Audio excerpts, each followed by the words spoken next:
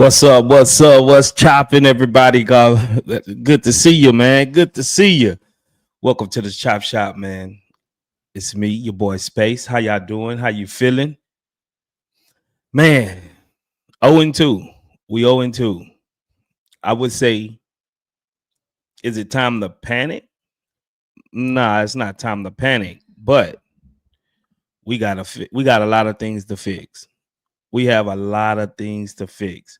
We fall to the Pistons 115 to 111.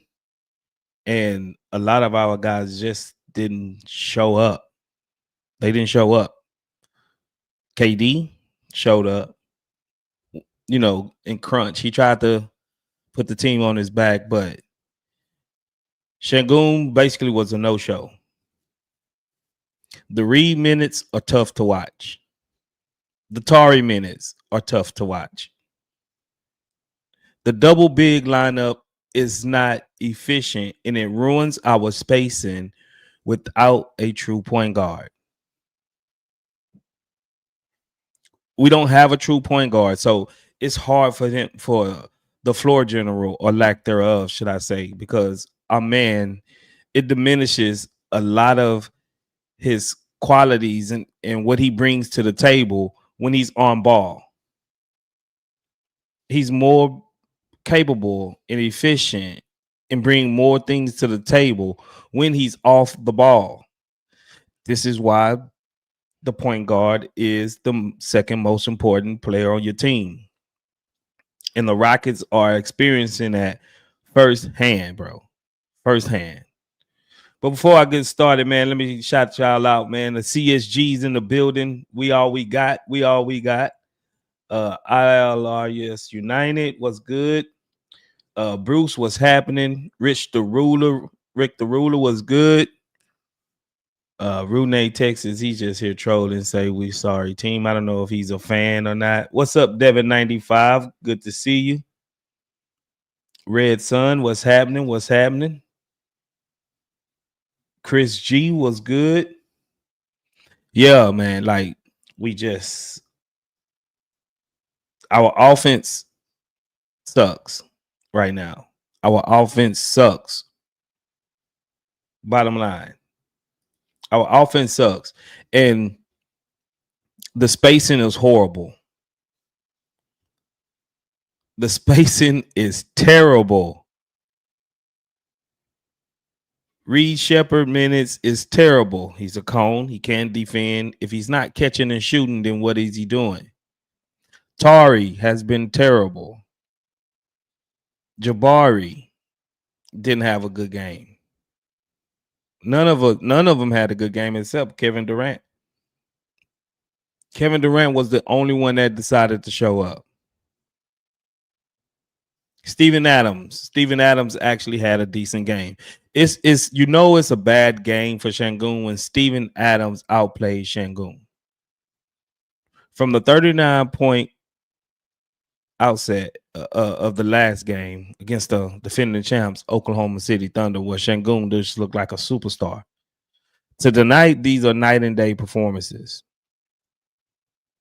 And I thought Sengun had moved past this phase of his career to where you'll see these highs, ultimate highs, and these extremely lows. He wasn't good. Tari wasn't good. KD had 37 tonight, I believe. KD had 37. And the way this game was officiated, it lent more to the Pistons and how they play. The Rockets, if we're not running and gunning and they have to limit us to half court sets, our half court sets are trash. Our half court sets are trash right now. And JB Bickerstaff, he leans into this whole the bad boy Pistons era, this, and they was ultra aggressive with us, and we had no answer for at least the first two quarters. first quarter and a half. We had no answers. We didn't match the intensity. We got out rebounded offensively that we really usually do well. We usually do these things well.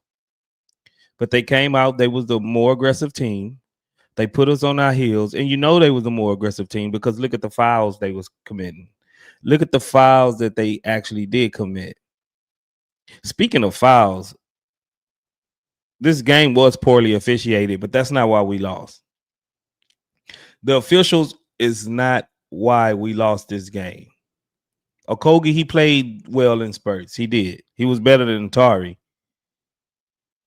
And what I wasn't expecting from this team is the lack of defensive intensity, the lack of detail to box out, to grab rebounds, to finish off a defensive possession. I wasn't expecting this from this team. I had an inkling, you know, of course we all did, that the offense would eventually have to catch up with our defense. But right now, both of them suck. Both of them are trash. Our offense and our defense and our transition defense is trash equally all around the board. And this is not typical of an Ime Udoka led team. This is not what the brand of basketball that Ime Udoka puts forward, right? This team, as of 2 games, it's only 2 games. I will caveat me saying this by saying that they are not living up to expectations. Yeah, we lost the first game in double overtime against the defending champs. Not bad. But even that game, we looked out of sync, clunky offense, defensive collapses, the zone that we run, trash. Scrap that zone because they're not doing nothing with the zone. The teams are either shooting threes, and we gave up a lot of threes. We lost the 3-point differential by like 21 points tonight because of this zone. It allows shooters, it allows you to shoot. And the only reason why it was that good of a game against Oklahoma City because they just missed a whole bunch of open 3-pointers. A whole bunch of open 3-pointers. They just flat out missed them until it was crunch time, and then they hit them. Like Cason Wallace and those guys. They started to hit them.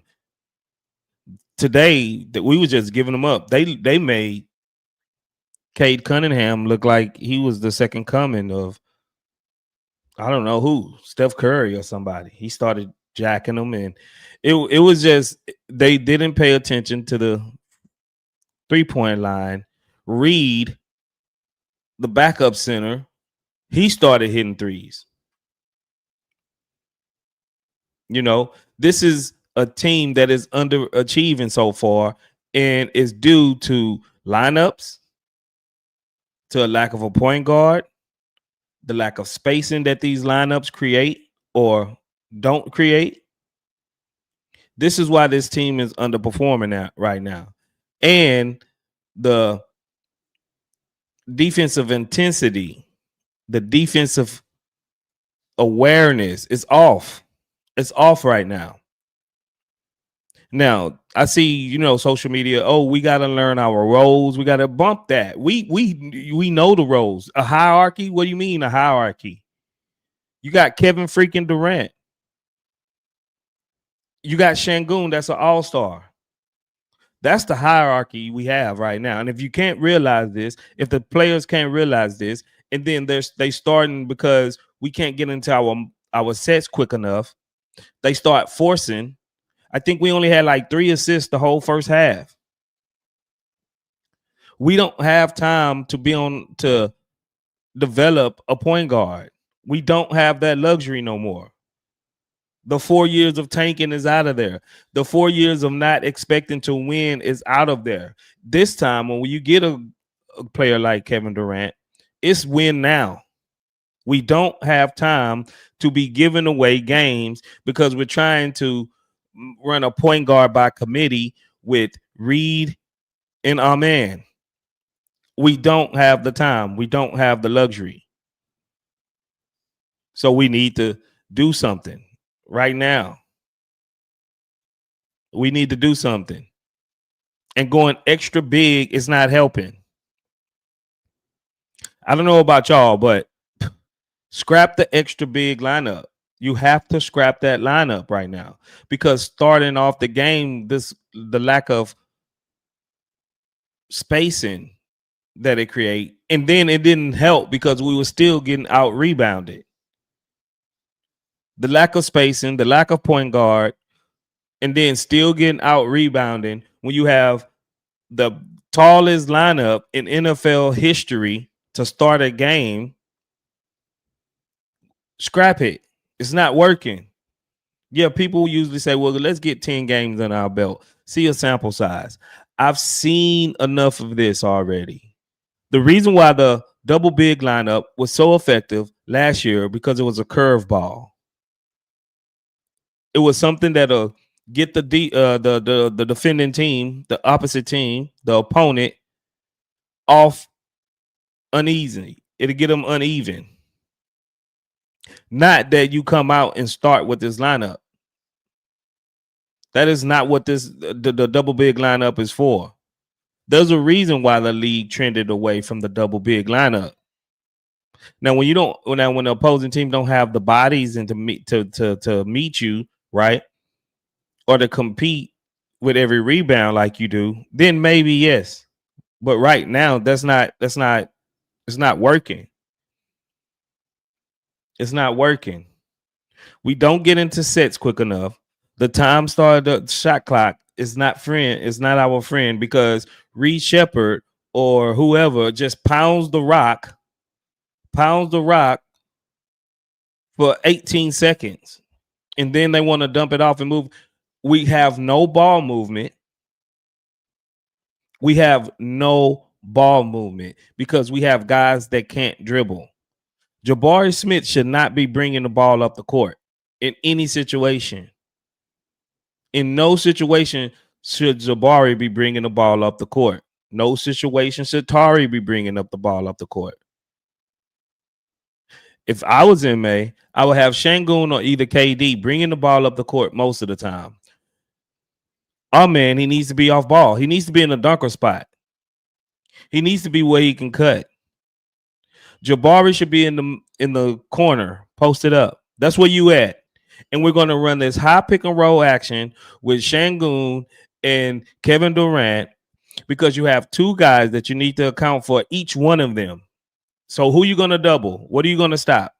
The ball handler, which is Kevin Durant, or the roller, which is Şengün. Now you got an extra person off them, and now some of these guys are open, and now these lanes they can cut, and they can actually cut off of this pick and roll action.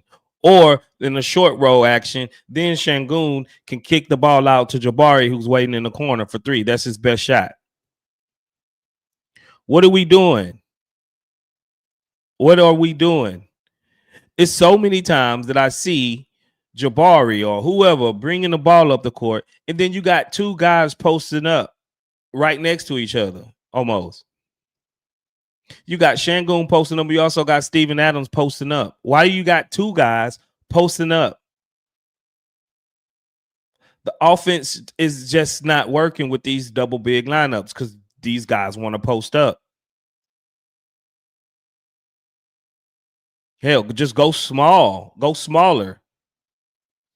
You know, go with a Şengün, Jabari, KD, Okogie, and our man or something.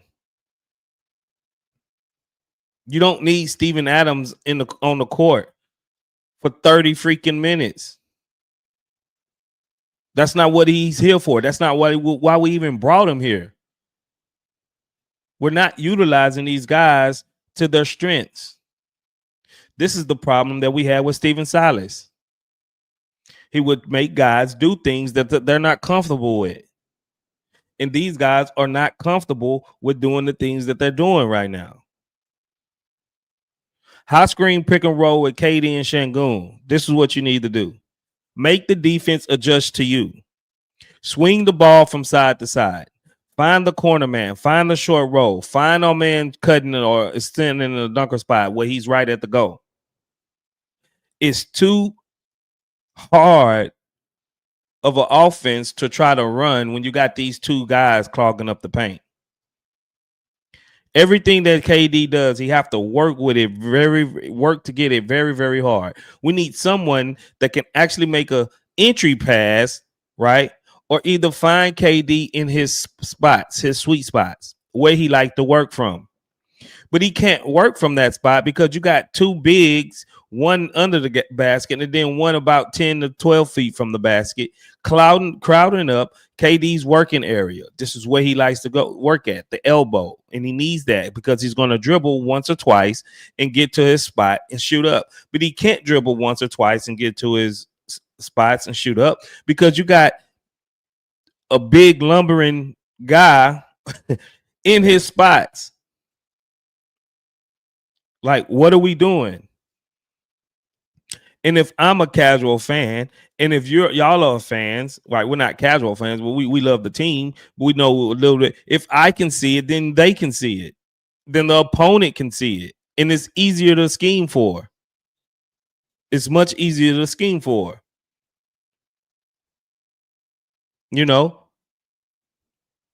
Put these guys in advantageous positions to where they're going to succeed. Find out, I don't know what you have to do, but find out how you're going to get KD the ball and get it in his spots and make way and clear it out and give him space to work. The double big lineup is not working. Scrap it. Scrap it. I've seen 2 games of it. I've seen enough. I have seen enough of this double big lineup. What y'all think? Put it in the chat. Double big, keep going with it. Let's see where it takes us, or go ahead and scrap it right now. Go ahead and scrap it right now because I'm on the position. We need to scrap it before it's too late. Because pretty soon, you know, the Spurs look good. The Dallas look straight. You know, Memphis look pretty good. The Warriors are the Warriors. What are we doing? How long are we gonna run with this lineup, bro? Until we don't have a chance no more, and now you waiting on a 15 game winning streak to come out of somewhere. Scrap this double big lineup. It's hurting our team at this point. It's hurting our team. This was just a wild game in general.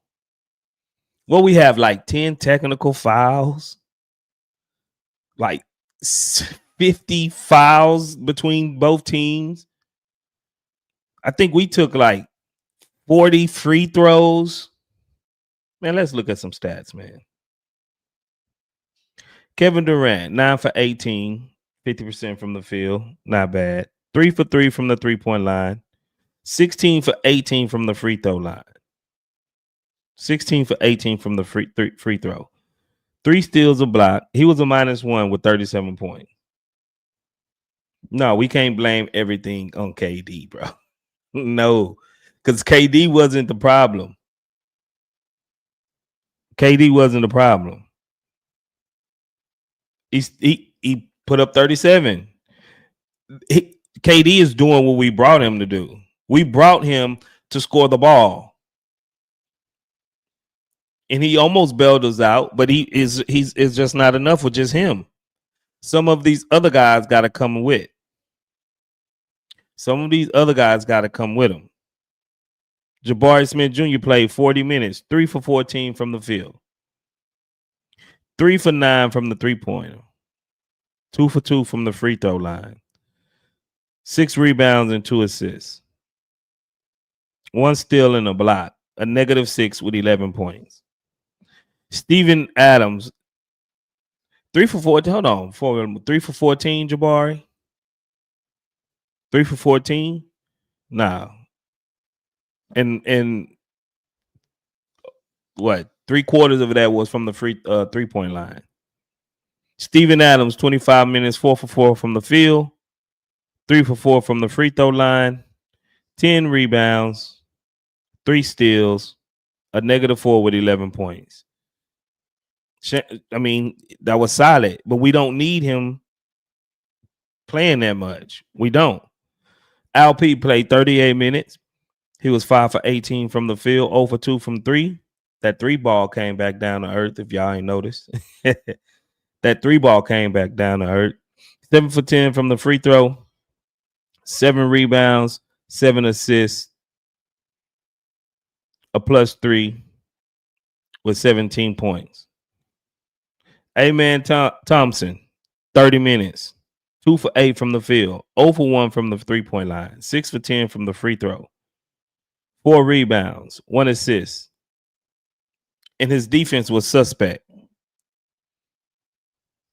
You know, he was a -6 with 10 points. He barely topped 10 points. Tari Eason in 28 minutes, he got a little bit more burn than he usually got, than he got last game. 2 for 5 from the field, 0 for 1 from 3, 5 rebounds, 2 assists, 1 steal, -5, 4 points. 4 freaking points. Josh Okogie had a pretty good game. 17 minutes, 3 for 4 from the field, 1 for 2 from 3, 3 for 4 from the free throw, 4 rebounds, 1 assist, a +4 with 10 points.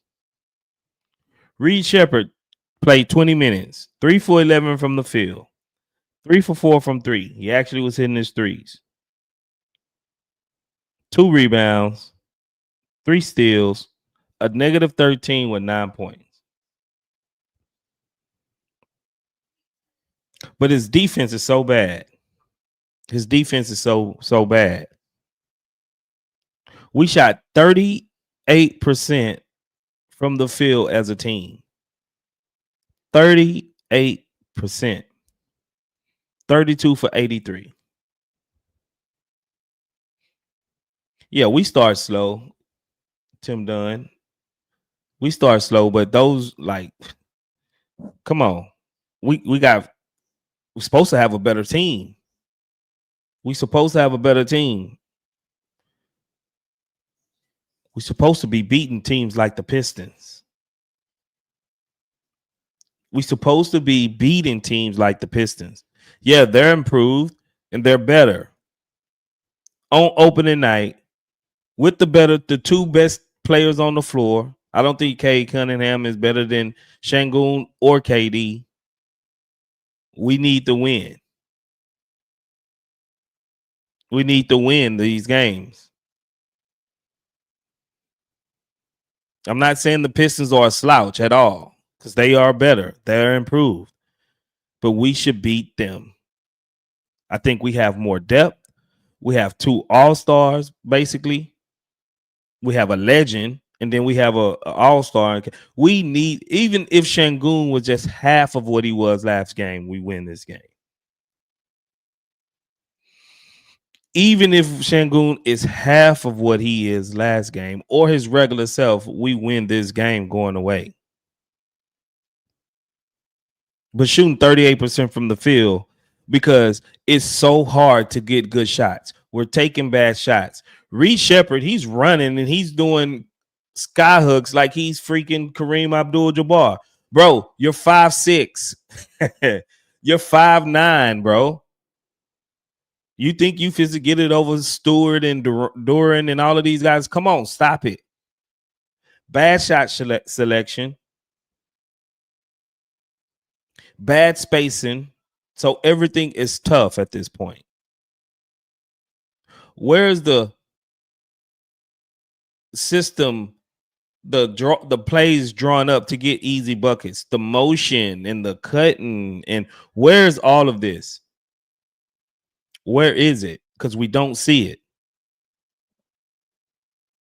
We don't see it. We was 10 for 22 from the 3-point line, which is not bad, but we're only getting up 22 threes. 37 for 48 from the free throw. We got to at least hit 4 or 5 more of those free throws. We hit 4 or 5 more free throws, we win the game. We win the game. Let's see the offensive rebounding they had.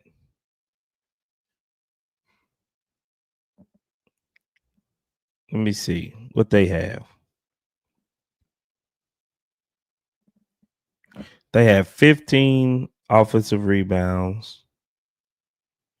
We had 17.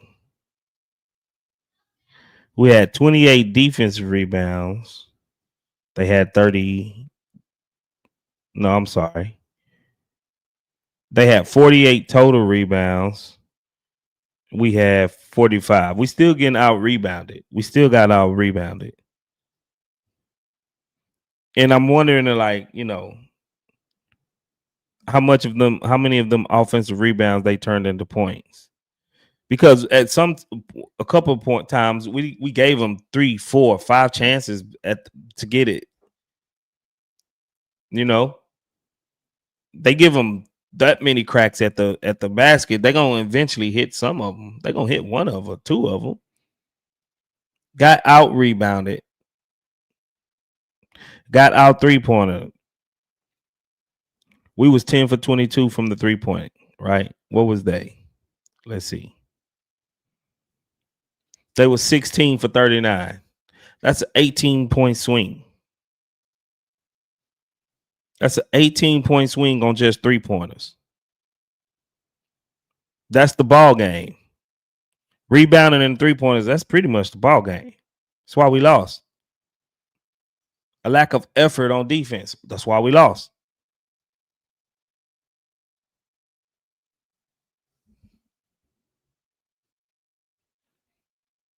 CJ McCollum.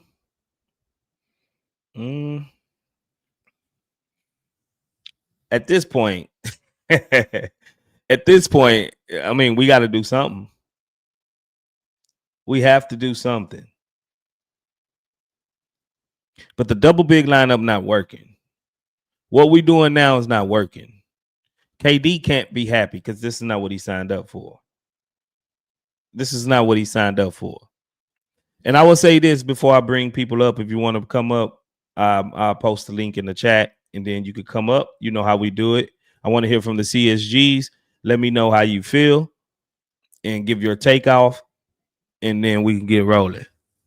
But this Fred VanVleet injury, I believe, is more significant with our roster construction and our championship aspirations than almost any other injury in the league.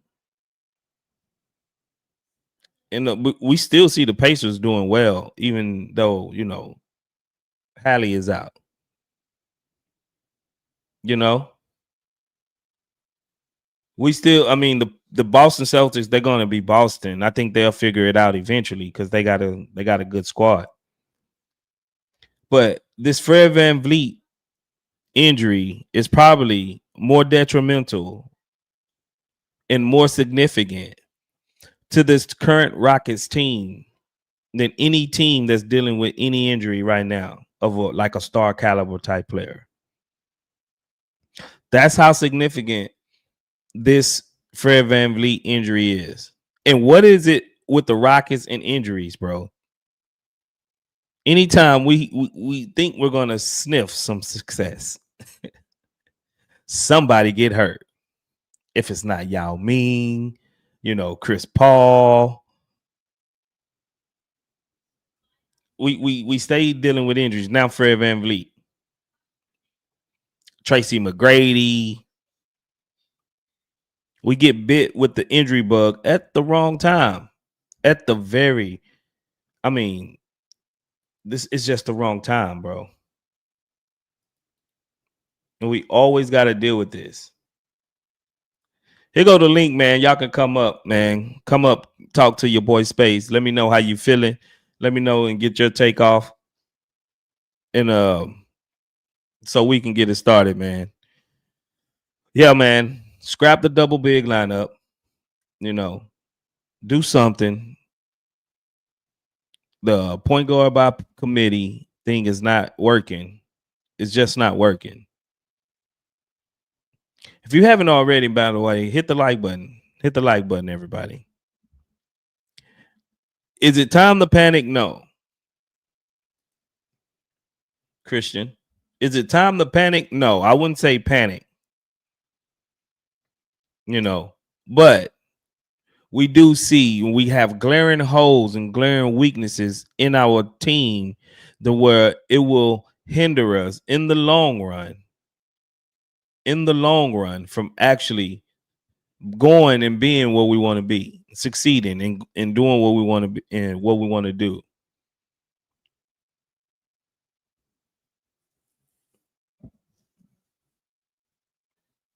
It's hurting us. It's hurting us. We need Brandon, we need a capable ball handler. Just a ball handler that can actually set the table.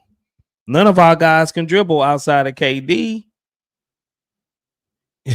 Reed Sheppard, he got a little handle, but he's so small that and what he brings to the table, it offsets just because he can handle. You know what I'm saying? And KD with between the basket and 15, 20 feet, good handlers. But on the outside perimeter, you usually don't want KD handling the rock that much. And going from the inside out, working the inside out game, it's good when you got spacing. It's good when you got spacing, but if you don't got spacing, then what is it for?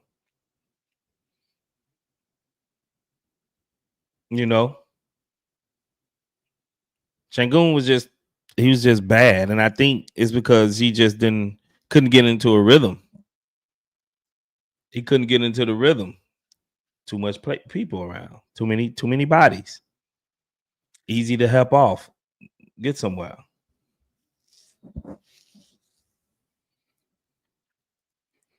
We really need an assistant coach who's an offensive specialist. I agree.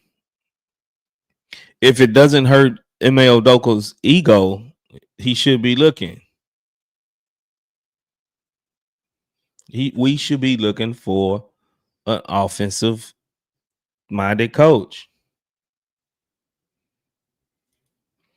I hope Tari will get out of his head. Yeah, man, because you could tell mentally Tari isn't here. He isn't here, bro. He's too worried about getting paid. Bro, take the $100 million, man. This is your first contract. A lot of people don't get $100 million contract. This is your first one. Usually your second one, that's when you look to bag up, after you establish yourself in the league. But you was heard, you've been heard. You basically a role player, and you complaining about $100 million, bro. When you come from nothing. Now, I'm not saying don't be confident in your skills and but what you bring to the table, we can get somewhere else, probably even cheaper, or we can do that by committee. Like Josh Okogie, we seen him on a way cheaper deal do some of the things that you're known to do. The fact that Tari didn't start in front of Okogie in the second half tells you a lot. It tells you a lot. He's losing the trust of Ime Udoka. He's losing the trust of the coach. And once you lose trust with the coach, then hey, bro, it takes a lot to get out of that doghouse. It takes a lot to get out of that doghouse, bro. Once you get in there, and I bet you it takes more to get out of the doghouse with Ime Udoka. It seemed like you're gonna have to wow him to get back on the court. Tari looked good in the highlights. What happened? I guess you seen that one steal that he did, and he got the easy dunk at the end. That's the only highlight he had. Literally, the only highlight he had was that.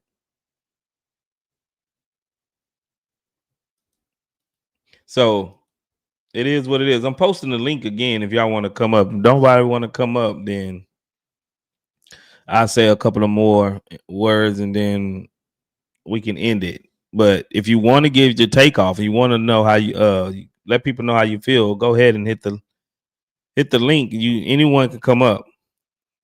Even if you're not a Rockets fan, come up and tell us what do you think at this point. The link is right there in the chat. You can come up. Yeah, Aaron Holiday might need to get more minutes. He can shoot the three. He spaces the floor. He's decent ball handler. He plays some scrappy defense. You know, I don't know why he's not getting any burn. I don't, because the only thing I could think about is maybe they still trying to hold out hope for Reed and Amen, this point guard by committee thing. That's the only thing I could think about. But it's not working so far. Put him in, see what he can do. Spark off the bench. You know, I looked at some of these lineups together and I was like, whoa, where is the offense gonna come from? Amen. It was like Amen, Jabari, Tari, and Steven Adams. And I'm like, man, what is going on? What type of lineup is these? What's up, Frank? What's good, bro? What's happening, bro? Man, I'm thank you for doing this because you make me feel better, bro. I was angry. I was mad. Bro, that game was stressful, man. I don't know why. That was such a hard game to watch. That was some of the nastiest basketball I've seen in Ime Udoka's tenure as the Rockets coach. I ain't gonna lie. Yeah, man, it was just a hard watch, bro. I mean, Yeah. it's like everything is just so hard for him because of the lack of spacing, right? And the lack of Yeah. ball handler that can get him the ball. They have to work so hard just to get into sets. And when they bring up the ball, whoever it is, because they were trying to use Jabari, every one of them has a major flaw. Like when Jabari brings the ball up, obviously he can't dribble. So he picks up his dribble, they crowd him, and once you crowd the ball handler that's bringing up the ball, the entry pass is just that much harder, so it increases the risk of turnovers. With a man, same thing with the handles. They kind of are starting to trap him a little bit. So he picks up his dribble, makes it harder. And Reed, his dribbling has gotten better, but he takes so long to diagnose the coverage. Like he just stand there and just stare for like a lot of the times we don't get into the action until like 8 seconds left on the shot clock when he's that point Mm-hmm. guard. It's really sad, bro, because you got KD, you got Shango. I did like that in the second half. They kind of went to KD bringing it up and getting into the action with Shangoon. Um, they just need to work off of that more because that generated some good shots, even though they wasn't hitting them. But it's it's the expectations from this team are different than previous teams where you have younger players trying to learn.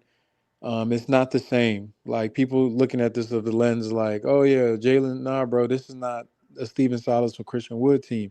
Hell, this ain't even Ime first year trying to turn the team around. Like you're in the real NBA now. We're on the same level perception wise as the Timberwolves, the Nuggets. You don't have time for.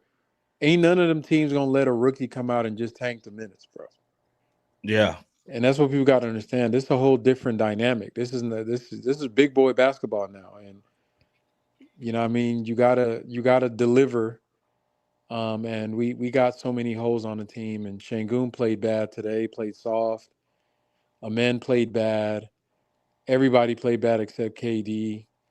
Um, Yeah, it's so many things going on, honestly.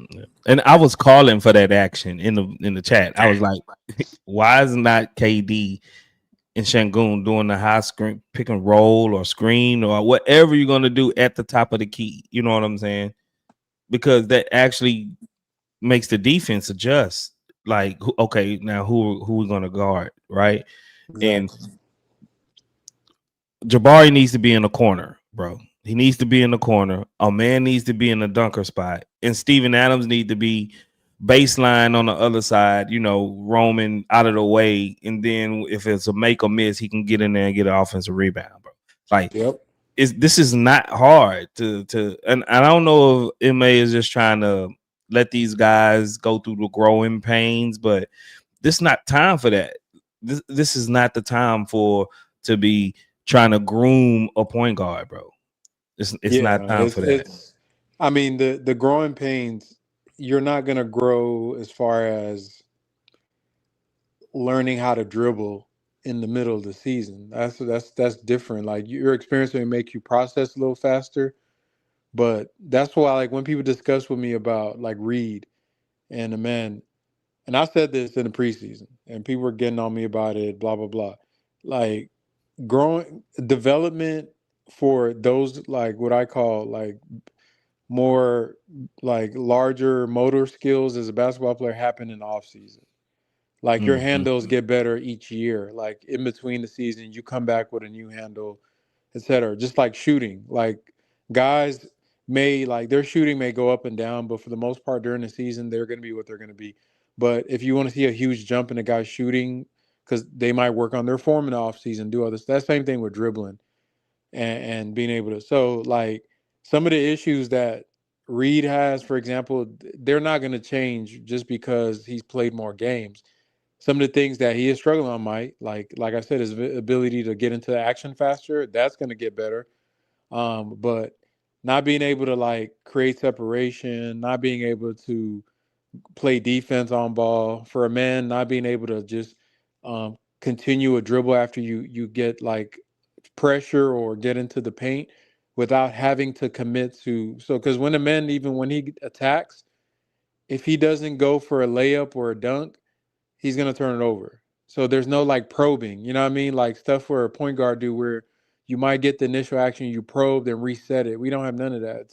It's either crash or not. So those things, I mean, they're gonna do what they're gonna do. Like, and it's not gonna get easier because teams are gonna put the word out like, oh yeah, just put ball pressure on them. And they're already doing it. Like the book is Mm-hmm. out on the Rockets.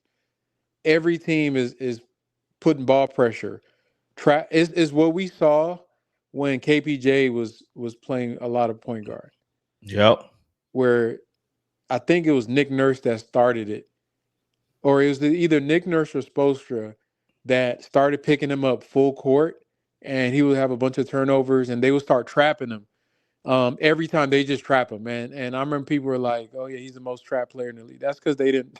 They were doing that as an insult to him. Like, bro, we don't trust your IQ to make a play out of a trap. Right. And so it's they need a vet point guard so bad, bro, in the worst way. Like it's a lot of the reason the offense looks the way it does is because it's like you have all these tools, but you don't have somebody that knows how to use them. Um, and yeah, it's just really bad. And I can see Ime trying to search for stuff, but he's not really helping the situation either with some of the plays and the way they play.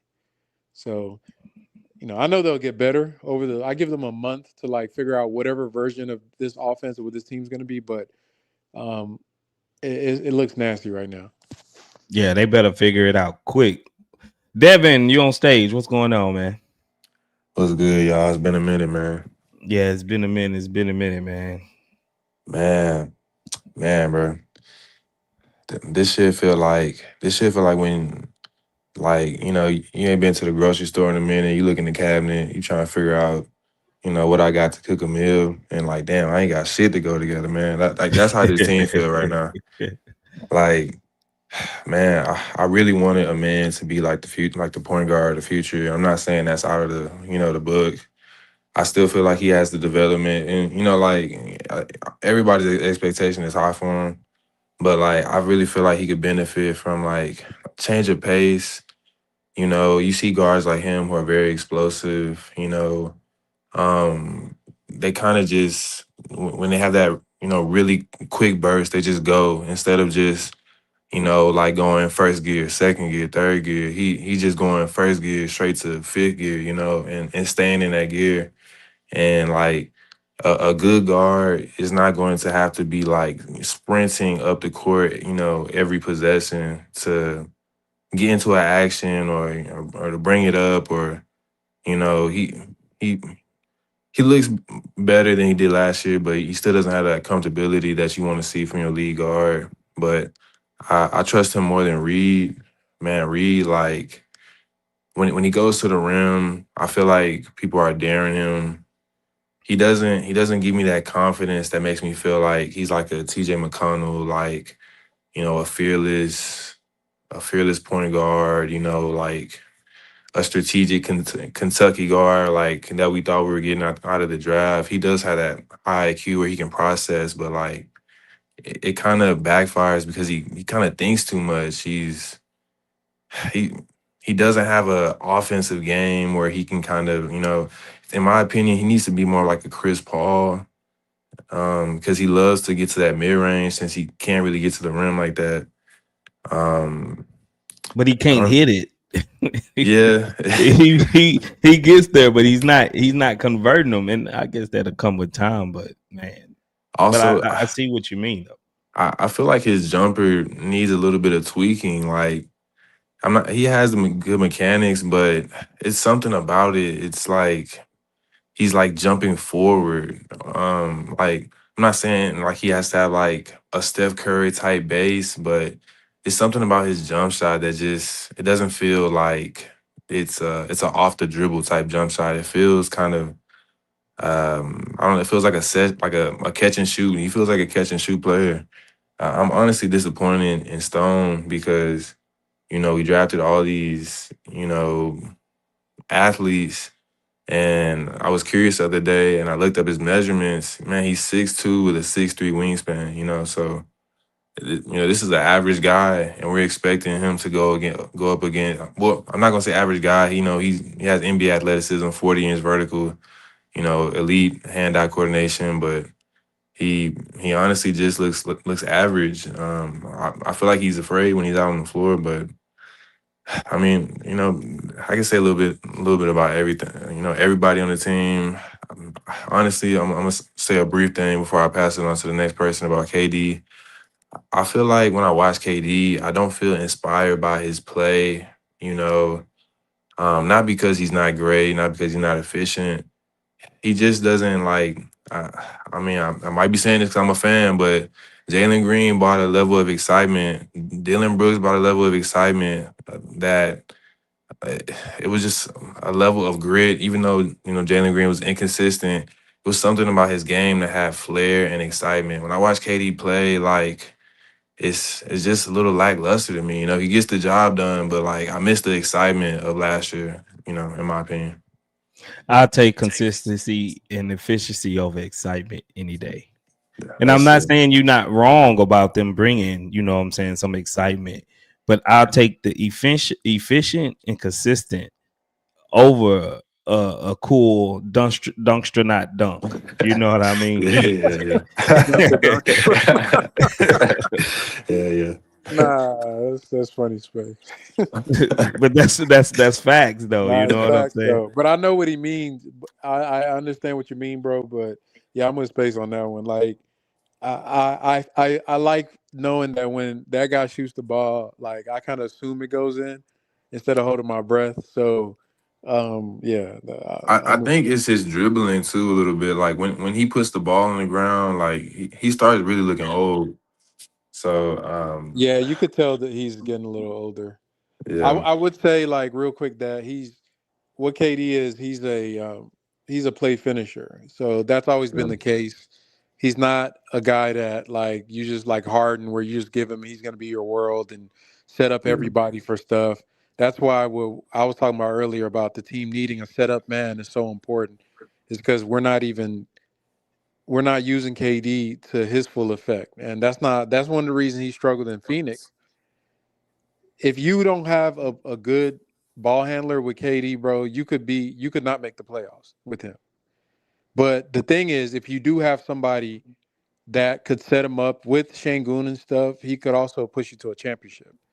So that's really the enigma that he is. But to me, Stone should know that when you make that trade, and I'm sure they do, that's something your scouting department got to know. So that's why I'm a little confused because a lot of people talking about Fred got hurt. I ain't gonna lie, I said in the offseason that once they traded JG and Dylan, like even with Fred, we had a glaring hole at the guard position, and then Cam Whitmore too. So this was always going to be an issue because Fred was going to get hurt at some point during the season, and I never felt comfortable trusting my team's keys with two kids. Aaron Holiday, please come save us. Hell nah, you start saying that. don't say that name around Frank, bro. No, but the thing is, we didn't bring KD in for that. We brought him in to get a bucket and to finish games. And that was always his game. He was never per se continues like Frank say, James Harden or ultimate shot creator. He hardly ever really created his shots, but from 15 feet in, if he just could take 2 dribbles and then pull up, that's all he needs since he's so tall and so efficient.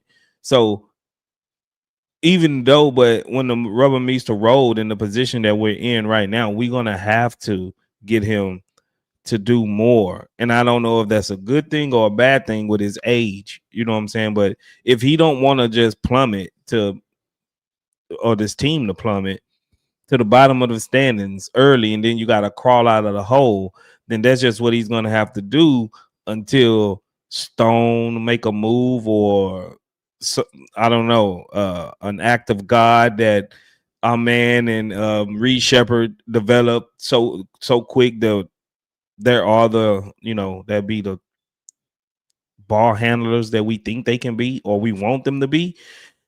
It's gonna have to be on Şengün and KD initiating the offense. If not, then we're gonna get games that look like this night in and night out, and we're gonna win some of these games.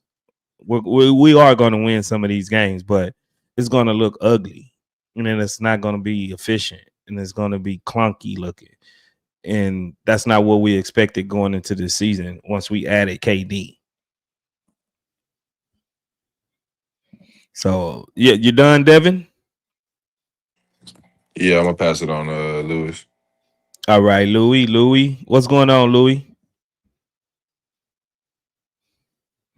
Louis from the north. You're on stage, bro. You have to unmute.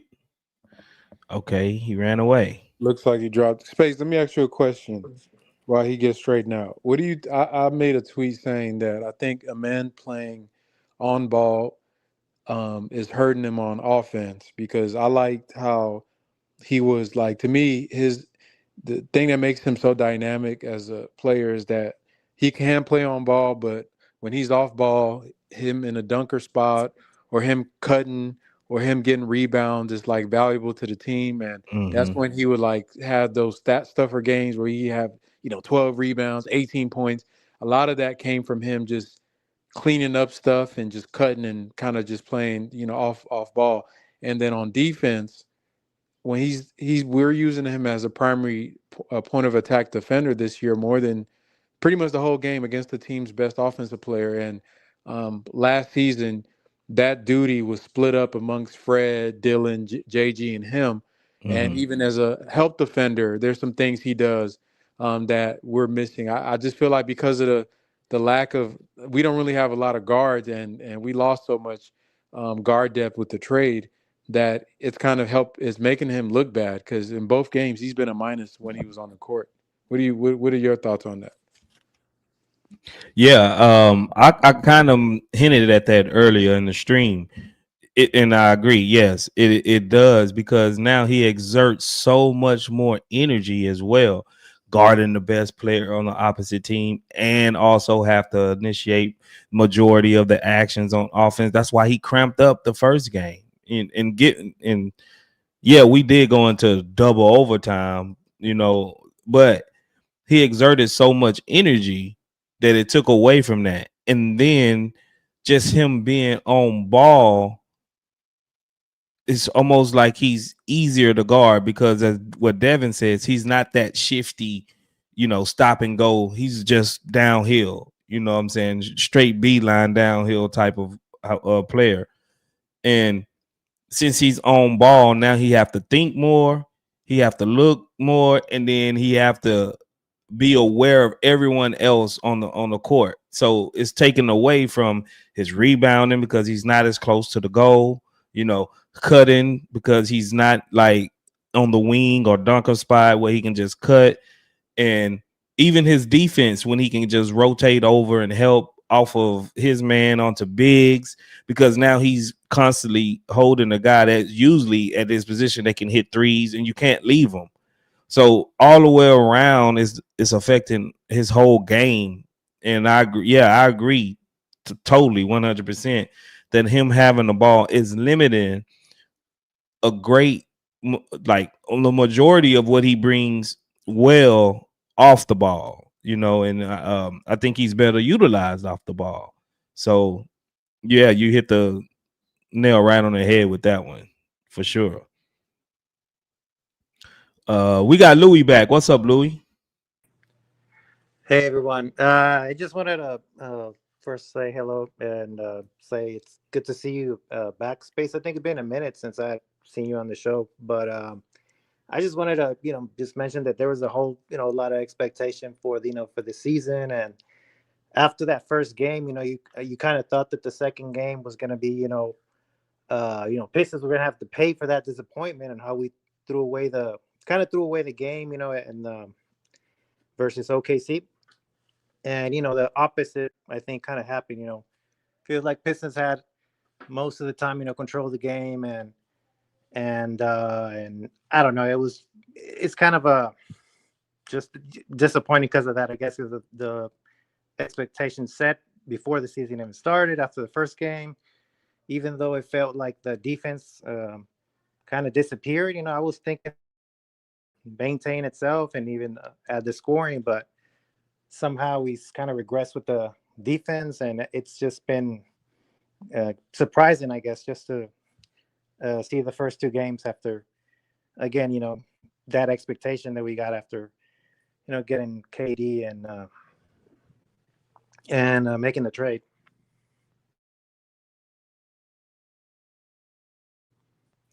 Yeah, and one thing that Ime is gonna have to really focus on is keeping these guys in the moment. Don't start looking at the win-loss, the standings and getting their morale down because they're 0-2, which I don't think they're affected about it yet. But let these losses start piling up. Then you're gonna have to worry about morale. You're already dealing with a disgruntled Tari. I don't care what nobody says. Yeah. Tari is disgruntled. Tari is in his head, right? Tari is not the same Tari that he was, right? And or that we known to grow and love. And then if you start getting, because we know KD, as great as KD is, he's fickle. And it could be anything that sets him off. It could be a tweet from a fan. So y'all Rockets fans, go easy on KD, man, because he could get hell nah, Space. He could get it. You getting paid, bro. But no, I don't think that. I think they've been through losses before as a team, so I don't think it'll be anything. As long as I'll say one thing about our team, we got a pretty good nucleus.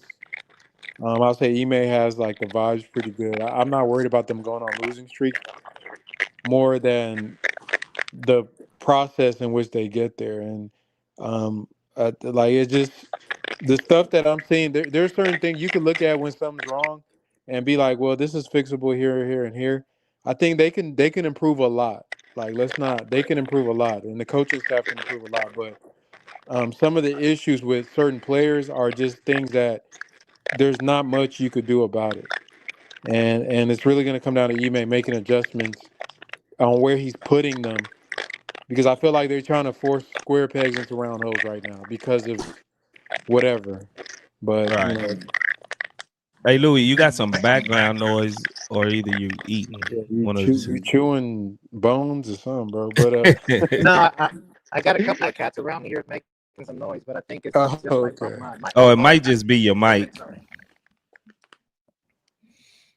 Yeah, it might be your mic. No, I wouldn't. I know they're not, feeling the pressure or nothing like that yet. You know what I'm saying? It's just 2 games, right? But I'm hoping we don't see those. But every team throughout the course of the season will lose 2 to 3 games in a row, right? And if we start off losing 2 to 3 games in a row, it's better to have a bad start than a bad finish. But these guys are still pretty young, you know what I'm saying? And then without that veteran leadership, as far as Fred VanVleet there to calm them down.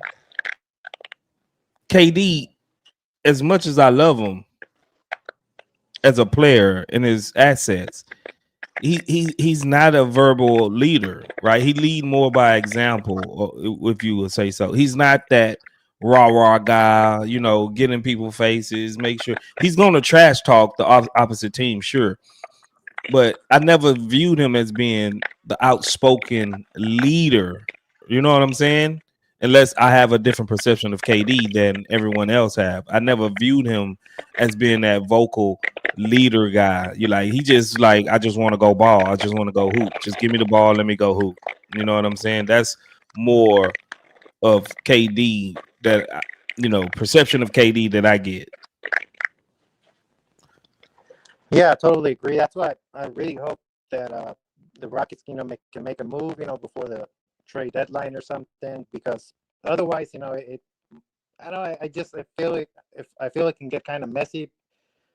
Starting to correcting what we digressed on, but as far as the defense, going just playing so bad in terms of defense, not just the offense at times. And in this case, with KD, last time it was Alpi making the buckets. But I think that even around different sports shows and commentators, they've made like that comment, that same remark that we're gonna need like a point guard because Reed is too young. He's hasn't really shown enough to make us think that he might be able to give us a leap this season and kind of semi-fill the shoes of Fred. But otherwise, I mean, it does look like, everybody's got that same idea that the team's just going to need a veteran point guard somehow, because I don't know, it's going to look kind of clunky. And it's going to, I don't know, we're going to have a lot, I think, losses because of, many reasons, but I think that one's the ones that kind of stands out. Yeah, I agree. But not just to give all the blame to the Rockets, right, for losing this game, because there is enough blame to go around. But I credit the Detroit Pistons. They was ready and they got up for this game. You know what I'm saying? They got up for this game. They came out. They were the more aggressive team.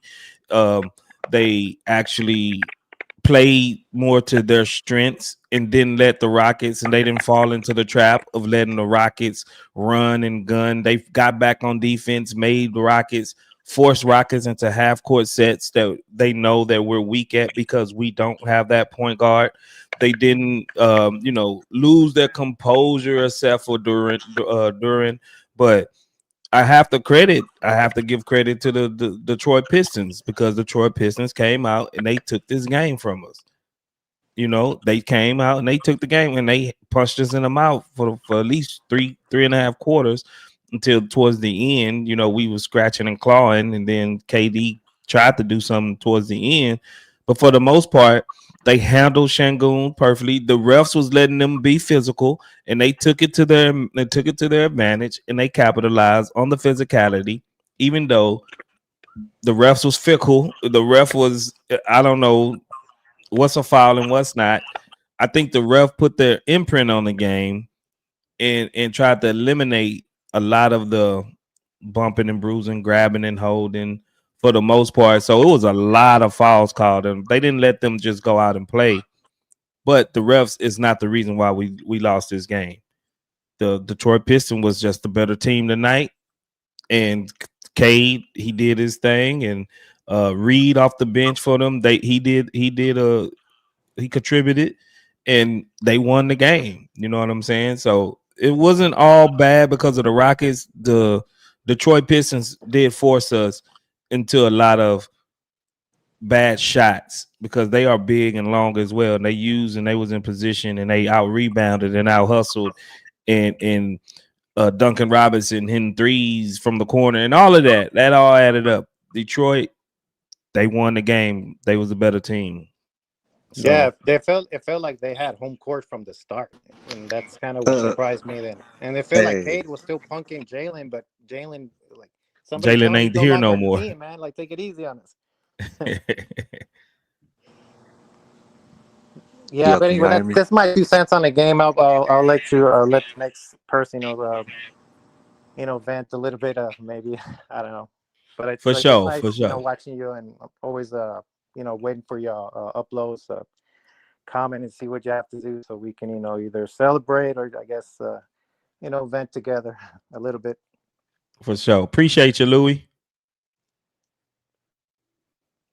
Frank, did you want to say something before I go on the third good? Yeah, no, I was just gonna say, appreciate you, Louis, and yeah, I was agreeing with what you said, Space. K definitely was forcing the issue. I think they did a good job adjusting in the second half, trying to blitz him. I think that kind of slowed down their offense a little bit, but the rebounds killed this.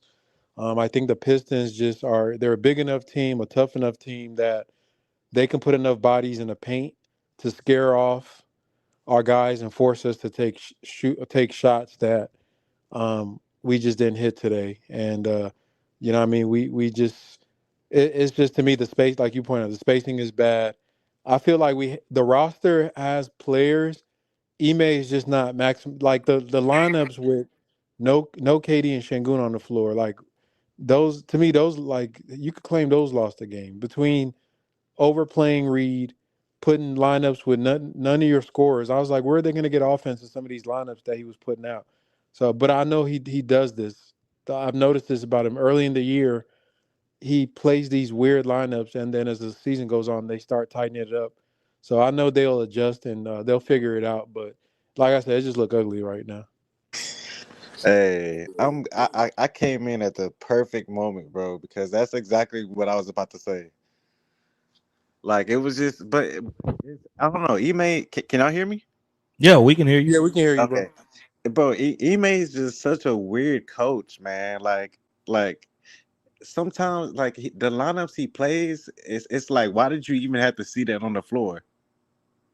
You get what I mean? Like it's crazy sometimes. It's like, bro, it's like, what are these lineups you be thinking of, man? Like, and personally, what I think is like the Pistons almost did us like that last year too. I don't know if y'all remember that game, but it was a pretty rough game. Like don't get me wrong though, today was like one of the worst refereed games I've ever seen in my life. Like it was just hard to get a flow of the game, and damn near 2 hours passed by the time it was halftime. It was fucking weird. I'm sorry for cussing. I don't know. He may gonna have to do some real coaching this season, like offensively. And I do think that I do feel like they're making it harder than it needs to be a lot of the time. Um, like I don't know. It's just ridiculous. Like the whole spamming KD with Şengün pick and roll. We should have like that should have been done from the beginning of the game. You know what I mean? But it's the fact that it also doesn't help that they have Adams and using him as a screener sometimes. Uh, I think we just got to mix it up. Like the double big is cool, like as almost as a disruption lineup, as opposed to something that we start off with. I think that it's easier to game plan against that in the beginning of the game. And I personally feel like when we do the zone, it's almost less disengaging than not playing zone. You know, if you know what I mean. Like if you think about last year, we had that hard nosed defense, or just like Pistons did. But now we almost coming into the game and then getting into zone, and it just I don't know. It just doesn't. We don't feel as active. I think, and so I think that we will just have to switch that lineup, and we would have more energy. I don't know. They're That's just good. me. You got to think, bro. We've we've lost 60% of our starting five, right? So you had Dylan, Fred, and Jalen are not on the on well for different reasons. But that zone that we played when we went double big with Adams and Shangoon, and it would usually be like sometimes it'd be a man Fred Dylan, or a man Jalen. Jalen Fred Dylan. The most effective one was the Amen Fred Dylan one. When they would play those lineups, because he would usually close sometimes, and sometimes they'll replace either Dylan or a man with Jalen. Regardless, Fred Van Vliet in the middle of that zone as like kind of the point was so active, bro, and he was like like if y'all go back and watch tape from last year, bro was so he's just so smart that he would pre-rotate. He anticipates where a lot of those actions were going to be going in the zone. That when they made the pass out of wherever they were, like he was already there. And the collective IQ as far as defensively is now shifted from those vets, especially Dylan and Fred not being there, to younger players that Oh are inexperienced, bro. So I think that's going to be a learning curve. yeah, right. That's what I mean. Like I agree with you 100%. But if like I'm sure we all knew that that exact thing would happen. So why would we not play, an easier defense? You get what I'm saying? Like start the game off with an easier defense. It's a little bit easier to create them turnovers. Who's in when they play zone, bro? If you see the pattern, you already know who's the player that as soon as they walk in, they playing zone. Who is it? Reed Sheppard. Thank you. That too. That's So true. what's that's the easy literally that's the easiest defense you can play for him. Because any other defense, Oh, he getting that cooked. boy be he, hey, that boy always like a step slow. He moving in slow motion when they drop out. You know what they say. You play zone because you can't defend. Somebody on that. That's what I mean. That's all. When I was growing up, that was always the thing. Teams run zone when you can't defend or you got too many weak links on the court. You trying to hide something. Yeah. So Steven Adams, you can't switch it all with him, Yeah, Thank and you, but then Space. and then Reed Sheppard, you can't switch everything with him. So you have to Last right. play zone. last year we were hiding Steven Adams in the zone with him and Hmm. Shangoon on the court. But they were so big and strong and smart that it became elite and a good switch up, like mix up. But our base defense, y'all remember me and Space and Roosh would talk about it on the pods. We like to force you into one-on-one ISOs, make you switch through 1 through 5 or whatever it is, force you to go ISO mano y mano with one of our guys, right? That's what we like to do. And Yeah. then when we want to switch it up a little bit, we throw in that zone, and then you get you all messed up. But now it's like we really can't do neither. All right. Okay. I'm glad. Okay. That's exactly what I wanted to say, and I'm glad that you broke it down like that. Like it just, you could just tell right off bat that that's exactly what it is. Like we can't feed off of those one on ones anymore. Like, and it's kind of crazy. It's actually, it makes our defense look so much less impactful as it did last year. Yeah, because we got two players that needs to be hit. You know what I'm saying? Even last year when Steven Adams, because most of the time we use that double big as a, like you said, a curveball, right? Even when we had when we had Jabari, Shangoon, Dylan, Fred, and Jalen, they were still capable of switching everything because Jalen, even more, he became a solid defender, right? By last year, because Ime Udoka was on him. and he actually became a solid defender.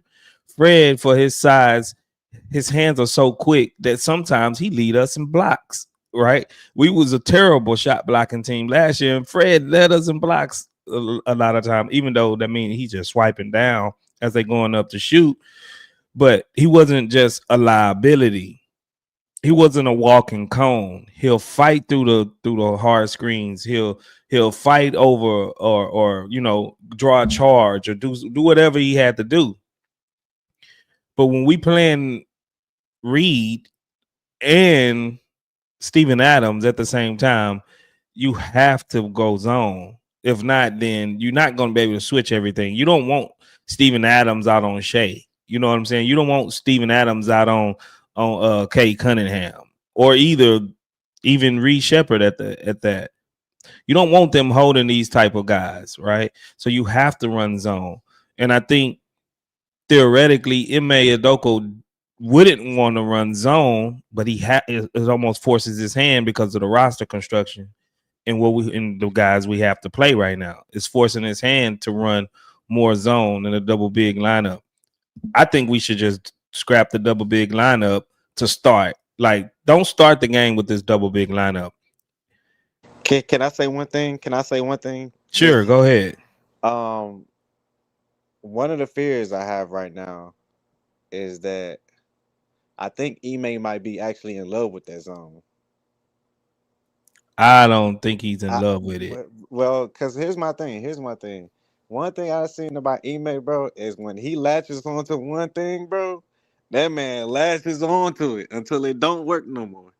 And I know we've seen that in at least his last 3 seasons. So I 100% believe what y'all are saying, but that is also my fear, is that he might be falling a little bit too in love with it at times.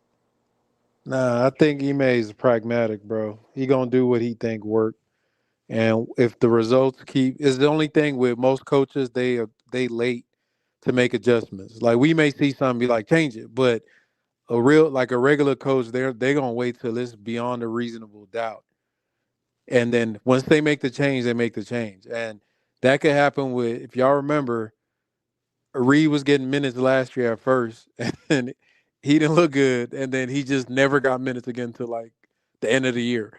So, and you could tell certain things like where he may lean in. One, he's trying to get Reed integrated because they need him. I don't think he wants to play. Reed only played 20 minutes in this game. And two, he don't trust Tari Eason right now, because the Tari that we know would have been damn near playing starter minutes, but he don't trust him right now. So he kind of not like being kind of, picky about when he put him in. So now you got to see Okogie come out and do some things. Watch Okogie minutes start creeping up. I don't think he wants to break the glass of Aaron Holiday, because he loves him some Aaron Holiday. He Y'all love know he Aaron love Holiday. Aaron. I don't know what. Aaron must got some pictures of him with a white woman or something, but he loves some Aaron Holiday. So I know he thinking about it, but I think his job as the coach, and between what the front office want him, he got to get Reed. He got to play Reed. He got to get him ready. He got to prepare him. That's his job, and that's we should expect that. Like, Reed should look better than he do from game to game. We can't just say, "Oh, we give up on Reed Sheppard." Nah, you may coach him up, get him right, put him in positions to be successful. But my thing is, right now, they're in a phase where they're trying to figure out who they are, and I think they're still thinking like, we're last year's team. This is a whole different team, so they got to figure it out. And it got to start with people understanding where they rank, bro. We cannot be that team that think everybody's a star. You cannot be a championship team where everybody's the number one, bro. We have our number ones. You got Katie, you got Shangoon, and then under that you got Amen, and then everything else trickle down under that. They need to play as a team, and I just don't see it. And that's what I'm gonna blame Ime for. Like, you can't do this. Sometimes that stuff will not win you any like, you won't win anything significant playing like that. Can you imagine the Bulls with Jordan, and you got Ron Harper taking 20 shots, or the Lakers and Rick Fox, Shaq and Kobe out there, and he coming down pulling up, bro? Kobe might punch him in the middle of the game. Like, Yeah. bro, it's that crucial for guys to play their roles, bro. And I just feel like because we're young, everybody wants to like get there. Like this is not the time to experiment with stuff.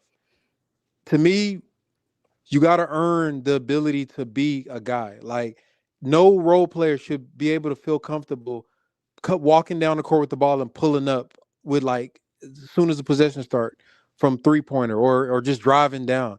Like that stuff. I mean, even you imagine James Harden and like one of the role players coming with Chris Paul and them doing that, PJ Tucker coming they might down. choke you out. Like Mike D'Antoni may have a stroke. Like that's it's just young guy stuff. They young. But to me, I want to maximize KD's time, man. To me, we got to meet in the middle, bro. Like we can't be too young, but y'all got to grow up fast because we being compared to OKC now. That's a champion. You being compared to the Denver, to the Boston Celtics, or all these teams, and we got to leave the talks of development this, development that. You got to develop, but you got to learn.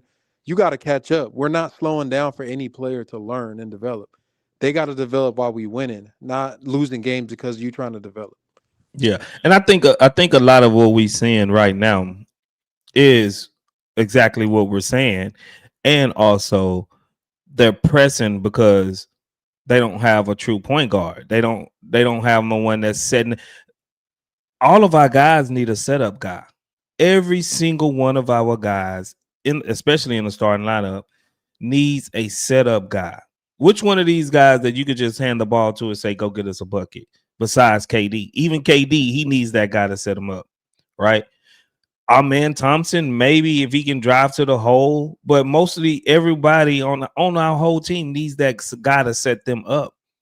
And Fred VanVleet was the quintessential setup guy, right? And we're missing that guy. And now when you see this, once they get the ball, they like, well, they're not swinging the ball and getting it, and it's not gonna never find me again, probably on each possession.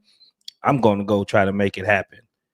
And they're pressing and they're trying to do it all, and they're turning the ball over, or they're taking bad shots, or like Frank said, they'll dribble straight into the teeth of the defense and not even commit. I seen Reed Sheppard dribble down the court and look off KD.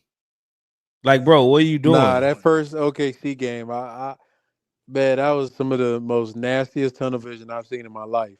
Bruh, he didn't even pass the ball, bro. That was some He didn't nasty, even pass it one time, bro. bro. That was some. I was like, KD was clapping one of the thing. He looked at him and just looked up. I was like, oh man, this dude, he different. Yeah. What is he doing? You got K freaking B right here, bro. And you gonna look him off and drive into, and then, bro, do bro think he's 6'8" or 6'9"? Hey, I like it though. I like the mindset because that was something I criticized him for last year.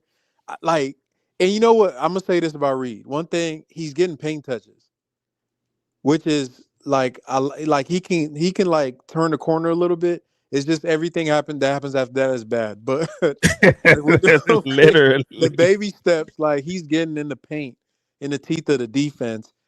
And like I think somebody said in the chat, he just start overthinking, and I don't know. He just got to find himself, bro. I feel like there's a lineup that he should be in that works for him.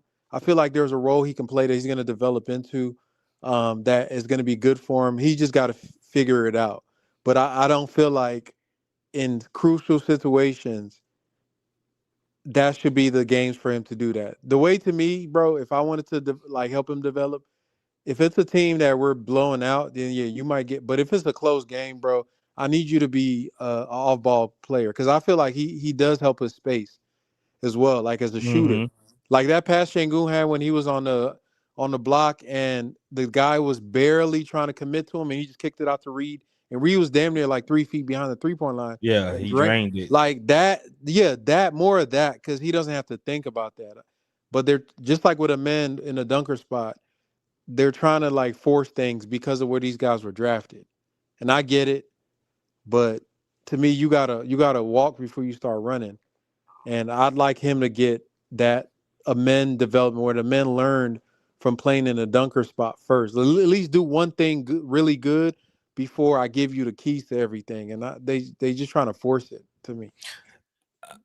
I mean, me personally, I don't know what his ceiling is, right? And I know we don't know what a lot of these guys' ceiling is, but I don't know long term in the league what he will be, because he, even in college, he really, I mean, he did one thing exceptionally well, and that's shoot. He's more of a specialist, right? I'm not sure would he ever get the defensive knack to where he's gonna not be a liability on defense. I'm not sure. Like, I just don't know what is like where he will pan out to be. I look at him more like a Peyton Pritchard type of guy. Bring him in off the bench and let him shoot, right, and set him up for shots, because you got two great ball handlers or two good people. The defense gonna sag off and try to double them, give him them open shots. Besides that, I don't know what what his ceiling would be. I feel Truthfully, like he could be on ball and off ball.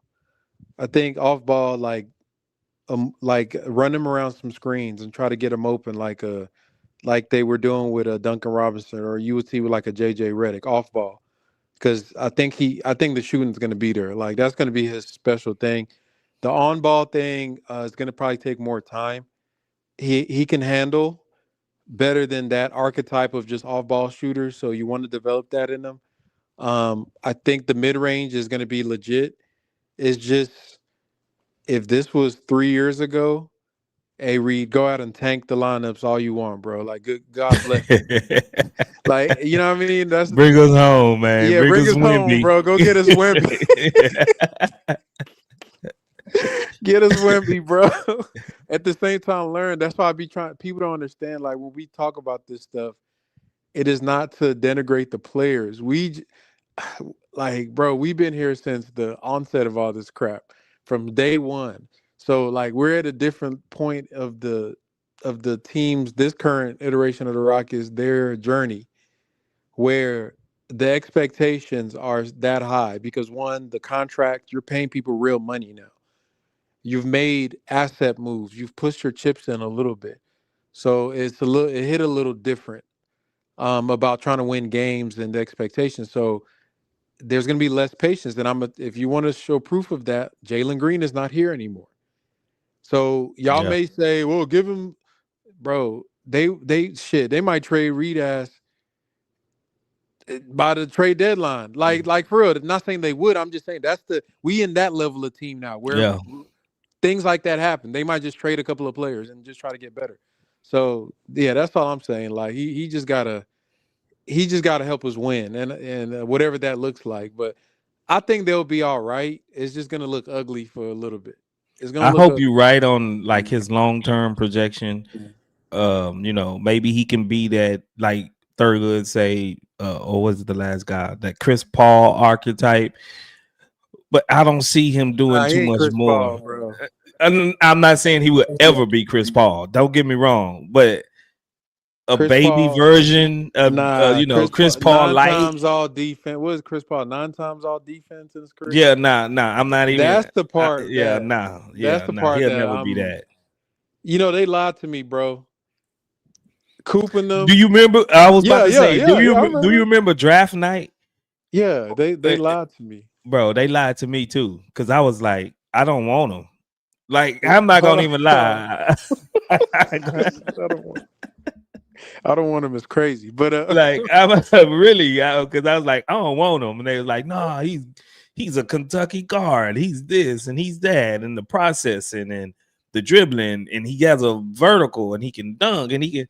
And then I seen some highlights, and it was like, okay, y'all. But I think they fooled me. Like, in the they long run, fooled you. I think I Nah, I bought didn't some drink the fool's gold, Kool-Aid. bro. I did not.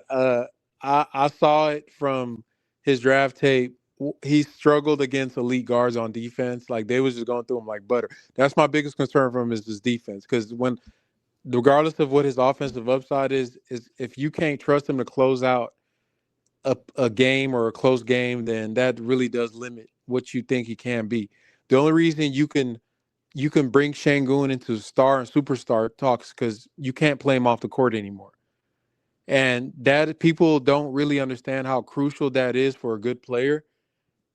That you shouldn't, your best players shouldn't be liabilities on defense. That they got to be able to at least hold their own if they can just for even if it's just for a few possessions. Like for example, James Harden, he was a liability a lot on defense, but if it's in a close game, he can get down the stance and guard and try, you know what I mean, for Yeah. spurts of time. Reed is so small right now and not built NBA wise that even if he tries, he's still a liability. So to me, that's what scares me. And the people that were calling him Cocaine Curry, y'all need y'all Stop ass it. beat. Stop it. Just stop it. Okay, I just that don't Curry like talks I is just don't nasty. like guys, any type of guy that you can just scheme off the floor. Right? You can put a certain lineup out there and they're no good no more. You have to go sit them down. Like certain bigs, right? And we see this all the time in the playoffs, like DeAndre Ayton and certain guys that just can't be out there when it's crunch time. Like you said, I don't like guys that you can just put out a certain lineup and you scheme them off the floor and they're no good to you no more. Now you just gotta, a guy that you just can't play. Even Clint Capella to a certain extent. When we was playing those Warriors Yep, series and he stuff, was unplayable. he was unplayable. They was able to go small and scheme him and put Andre Iguodala, whoever, at the center or Draymond Green, and he's no good for you for 4 out of the 7 game series. You know what I'm saying? Like, and I These are think, real conversations, bro. yeah, I think Reed is that type of guy. Like, even Man, I think, because we know the guards these days, bro, and these are these people that he's going to be having to guard. The Shays and the John Morants and Trey Young and Trey Youngs and these type of guys, bro. He's going to get schemed off the floor if he don't take a dramatic leap in, defense, bro. And I just think it's I don't know. I don't know his ceiling, bro. And I don't think just because you can shoot that garners a third round overall pick. I would rather take a high athletic guy who can't shoot as good, but he then got too with many. that athleticism, he can do so much more. You know what I'm saying? You can scheme him, you can do schemes, and you can teach him you can coach him up on defense because he got the athleticism to make up ground, and he can, do all kinds of stuff just with his athleticism. I'm not sure if you just take a number 3 pick because he can shoot a 3-ball good, and he's 6'1". I don't Yeah, think that. that part. I mean, I'm not. I mean, in retrospect, obviously, you had Stephon Castle, and there were players out there, but I'm not mad at the pick itself. I just expected, because if we were even like when Jalen was young, um, you could see he struggled on a lot of the similar things. And it took him a couple years to really start developing. And obviously, when Ime came, that accelerated a lot. Um, and he had a lot of mistakes, but like I said, it's all relative to expectation. So if But you're looking Jalen's at, 6'6" and athletic. yeah, that's what I was looking. Also, You know what one I'm of the things saying? that helped Jalen throughout his career, being able to he was able to guard guards because of his athleticism. He was struggling any like wings or bigs. Obviously, he was tiny, but since damn near day one, you could put him on John Morant, right? And just to be like, you got Ja. He may die on the screens. He may, you know what I mean? He may make some mistakes, but if it's just like staying in front of him or running with them, he could do that. Reed doesn't have that luxury because he's not that level of athlete. So everything he does, he has to be like the Fred Van Vliet role. The only thing is, what Bro said earlier, like Fred was gritty and tough, even as an undersized guard, even as a young player. Fred was young playing in them championship games. So like, but he had that Fred was a dog. He's always been a dog. That is who he is. He's tough. Um, to be small in the NBA, you got to be some kind of like crazy and tough. And I just need bro to just get there. I think he will. I think he got the right coach for sure because he ain't gonna see the floor if Ime don't. If he ain't gonna see the floor if he don't get right with Ime. Ime don't play that. So, but I think he, he's just somebody that's been thrust into a light that he shouldn't be in front of. Tari Eason, that's a guy like I expect a lot more from. And like you said earlier, bro, the contract thing, I think is looming in his head.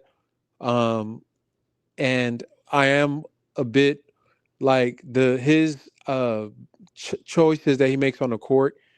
They don't seem to have gotten better year to year, like with some of the decision making. And to me, that's his biggest issue is like being smart on the court and making good decisions. And it's year 4 for him, and he's still making some of like the "oh my god, what are you doing, bro?" Type of plays. So and Jabari, I think Jabari is doing fine. He's just doing too much sometimes. I think Jabari looked okay. He got a little picked on. Cade was cooking him a little bit, but it's going to be a long journey with them. I feel like we're leaning too much on a bunch of young players right now. And I feel like it's too much. Like it's too much for them, and they may need to back off a little bit and kind of integrate them a little bit more slowly into what they're trying to do. I'm not talking about like Jabari and Tari and them. Obviously, with is Reed and then getting a man back to his spot where he can play on ball in certain stretches and certain lineups, and he can play off ball in certain lineups. But I guarantee they're gonna get there. Ime is just really slow at what he Yeah. does. Yeah. Well, I'm gonna read this super chat, then I'm gonna go to John Trey. We got my boy EF Hutton in the building. What's up, What up, EF? BF? Devin, he must have heard What's you. good? Good. What's good with it, Yeah, man? man. I snuck up on you guys, man. Y'all try to sneak in the back door on me, man, but I caught you. Caught you Tried to red-handed with sneak your in the hand in the back cookie jar, man. Oh man, Devin 95, man. Appreciate the super chat. I think he was thinking along the same line you was, Frank, when you mentioned Castle, because he had a super chat at this right before, and he said we could have had Castle. Yeah, No, we I ain't gonna start doing the we could have game, but I was on the team trade back, draft Dalton Connect, and just Mhm. But I'm glad we got Reed though. I don't know if you're glad. I think that's kind of cap right there, but Hey, I gotta hedge a little bit. You know? hedging it. John Trey, what's good, man? Yo, what it do, man? Long time no talk, no see, What's man. going on, man? Good to see you, fam. Man, I don't know on these last 2 games, man. They looking like they playing AAU basketball. I don't know what's going on. They all out there lost. No plays being called. Bro. Tari Bro Eason, said, man, hey, he you, we just going back? God, dog, bro. man we looking like we all look confused there. It's like it's nothing. It's like they ain't gelling. They ain't gelling together, bro. And it's like it's I know I understand it's a process, but like we we we in bad shape, man. Teams are getting better, and for us to try to last to December to see if these guys gonna be able to play that point guard position, man. It's gonna be a long, long season for us, man. Like I already can tell. Like I I don't like our man Thompson. I need him to be free. I need him to get back to that freelancing, man. That point guard is stressing him out. His defense ain't the same. I know it's just 2 games, but I'm just speaking, man. His defense ain't the same. He ain't pressing. He catching cramps in the first game. They got him doing too much. They got him doing too much.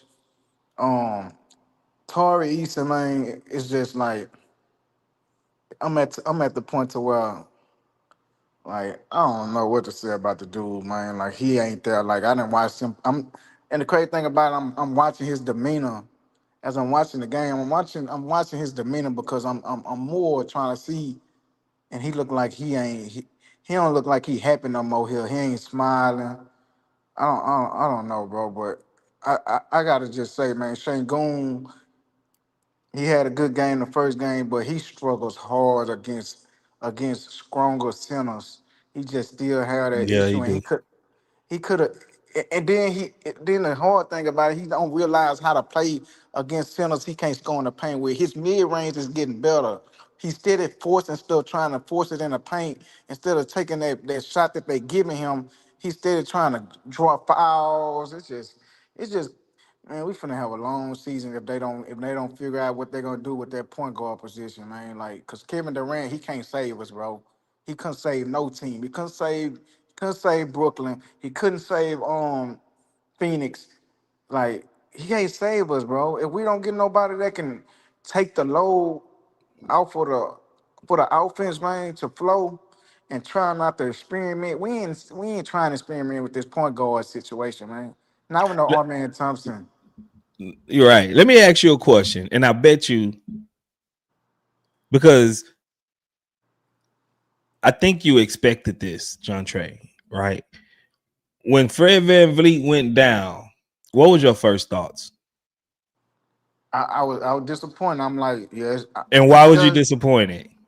because we didn't have no backup point Thank guard, you. Thank you. guaranteed. So this I is was kind of more, expected when he went down, right? yeah, Because it I was said the kind of. same thing. I think all of Rockets fan base hearts dropped and was like, oh my goodness, what are we gonna do? Because our man is clearly not ready. And Yeah, we but know for sure Reed is not ready. that goes back on when we started getting our lead wings and not trying to go get no backup point guard. We started getting wings. We getting Okogie. We getting all these wings and not preparing if an injury might happen with Fred. Nobody expected it, but why we didn't go get no backup point guard? I rather Drew Holiday now. And I didn't and I don't even and I was already over on him, but and he a shooting guard. But it's just like we out there just playing like Udoka just saying, y'all go out there and run fast. Ain't no offense. It just I don't know. That's all I gotta say, man. It's 2 games, but I'm hoping that we can survive until we can do something because we not no threat. We not no threat with this big lineup. This big lineup ain't gonna work, man. It's not gonna work. They need to put Şengün back at the center. It's not gonna Mhm. work. And I don't want to go. I don't want. I know we're gonna win against Brooklyn, but I don't want to. I don't want to have to go through this whole season.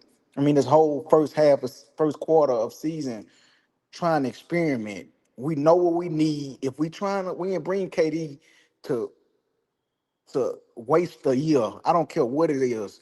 Oh, we got him another. We just signed him, extended him. We ain't wasting this year. So if y'all gonna have to figure it out, y'all gonna have to get rid of Tari. Y'all gonna have to get rid of Reed to get rid of Fred contract. Man, we're gonna have to do something, man, because it ain't looking too good. Teams are getting better. Wimby over there looking like I don't know what to say, man. Wimby looking crazy. Hakeem helping them and stuff. Oh, Trader. That's my favorite player. Oh, Trader, you're helping the op. But yeah, Wimby is looking cold right now. Um, I agree. I agree with every point you made, bro. I don't think it's time to panic. You know, I wouldn't push the panic button yet, but we can't keep on doing it like this. And I agree. Like KD is only getting older. We can't waste a KD season. And maybe it's overreaction to our part right now, or maybe we seen enough of Udoka to know he's not the one to really. Because how long have we been asking for a true backup point guard?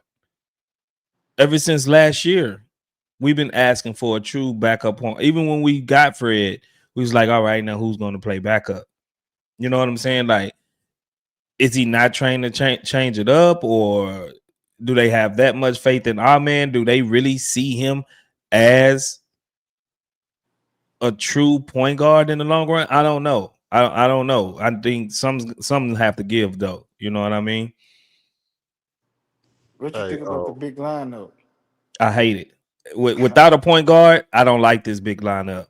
I Yeah, I liked it got you. last year because it was in spurts and it was a curveball. I don't think we Yeah, should start yeah, it. I think it's yeah. a nice, almost gimmicky lineup. I wouldn't call it a gimmick because it do produce great numbers, right?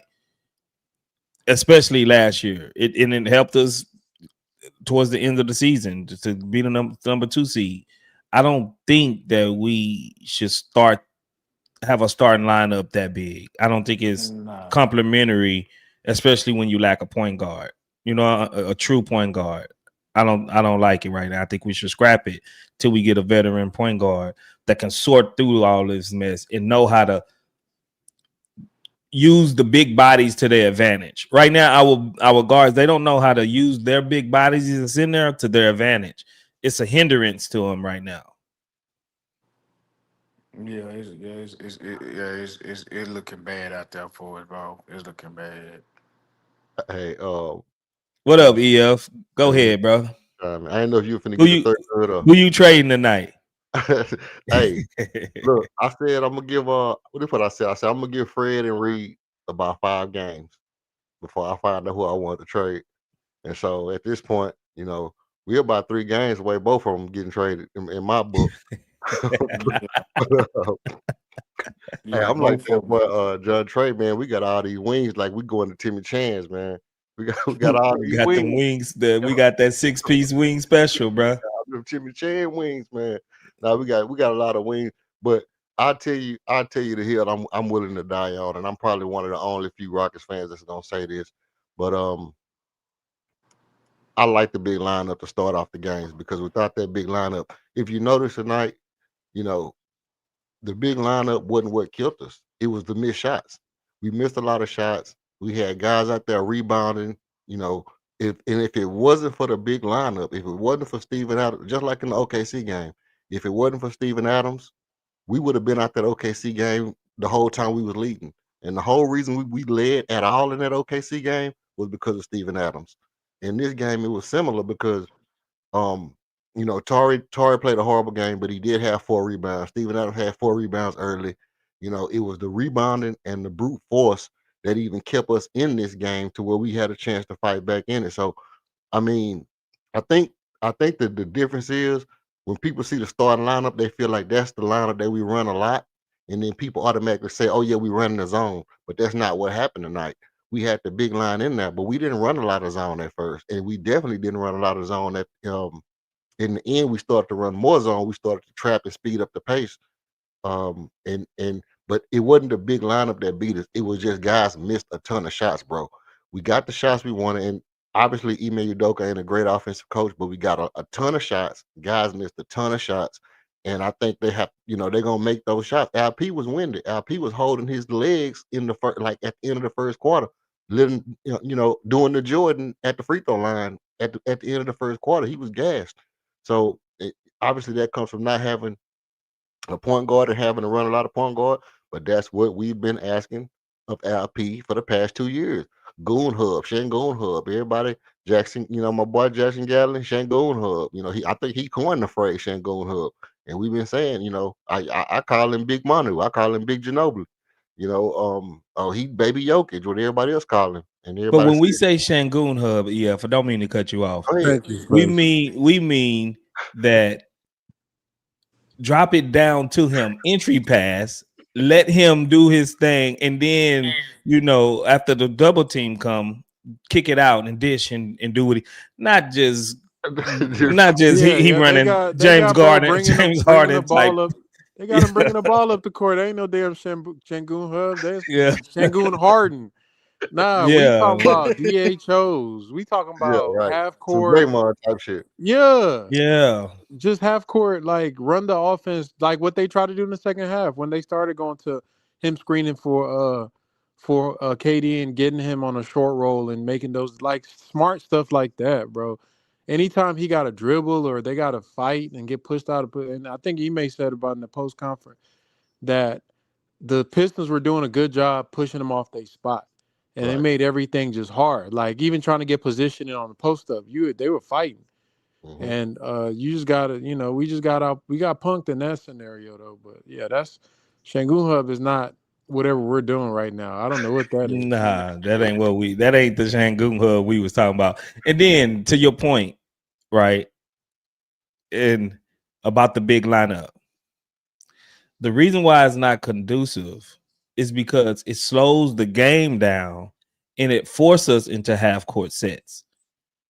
when we go into half court sets, the best player that you can, I mean, not the best player, but the most important player that you can have is a point guard that know how to run these half court sets, know how to get us into the actions quick.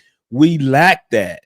So it's not conducive to the style of play that we should be playing without a point guard. Even when we had KPJ, he wasn't a real point guard. And I hate to bring up the Silas era, but they tried to avoid half court sets as much as possible. It was just run and gun, move, keep it moving. You know what I'm saying? And that's why Silas didn't really like Şengün, because Şengün, when he's in there, you have to dump the ball down to him, right? And he slows the game down, and we didn't have the personnel really to even really, we wasn't good, right? But with these double bigs, it slows the game down. Now it forces them to half court sets, and then we don't have a point guard to run these half court sets efficiently. Space, That's why it's not conducive. I got you. So, EF, think about this. Last year, what was our number one action that we spammed? DHO. Well, we had a Not, lot of pick and not roll. with Fred and Şengün pick and roll, right? Yeah, pick and roll. Right. And so you think about the position of the players. When they went double bigs, Adams would be camped out in the dunker spot, and his job was to just box out and rebound. And that's he the best at doing that, right? Right. And then you would have Dylan and Jabari, or Dylan and Jalen, whoever the two is, somewhere spacing. So when you have Şengün as the screener and you get into the pick and roll action, he's either probably attacking another player, a team's big. Adams is there boxing out the power forward, right? But that action is a pick and roll. And the pick and roll wasn't great, but we ran it at least competently enough that the double big was being utilized, because Steven Adams' offensive contribution is just boards. Now what we're doing is, you have Adams out there, but you're not running pick and rolls. So guess what we're running? We're running ISOs. When Adams, if Şengün is not being a screener in a pick and roll, Adams is not the screener in a pick and roll. Guess what their men are doing? Sitting in the paint. Yeah. So you clogging it up. You're not drawing out the other big. You take away the advantage of Steven Adams that he normally brings, because there's two bigs in there with him. And then Şengün, they got him as a spacer now. So it's just, to Space's point, that double big lineup only makes sense if you are running an action that draws out the other big out the paint. If you're trying to just give KD the ball and just stand there, bro, that's nasty work for KD. If you're trying to give a man the ball and just stand there and let him try to beat a guy off the dribble, that's nasty work. Hell, if you're trying to do it for Şengün, that's nasty work. It's nasty work all the way around. But They need a guard, bro, like bad. Oh yeah, definitely that. But no, this is my only point. My only point is, in these games where we start off and we playing teams that's more physical, or we missing a ton of shots, or we really need to set the tempo, I like starting the lineup, because it mucks up the game for those guys and it make them change their game plan. So if you think about the OKC game, the thing was, okay, they're gonna run, they're gonna get out in transition, they're gonna be physical. But you can't be physical with Steven Adams. Steven Adams plays good defense. He got that early block for us. Even tonight when they was trapping, Steven Adams was the one cutting off a lot of traps. And it's just murky up the game, muck up the game a lot, and it cause them to change their game plan. And then then you take them out and go to something different. So I mean, it's not that I'm saying that need to be our main go-to offense. I mean, our main go-to scheme or whatever. But the thing is that when they pulled Steven Adams out, we were still going slow. We were still no spacing. Okay. Can you tell me if Reed Sheppard is actually faster than Steven Adams?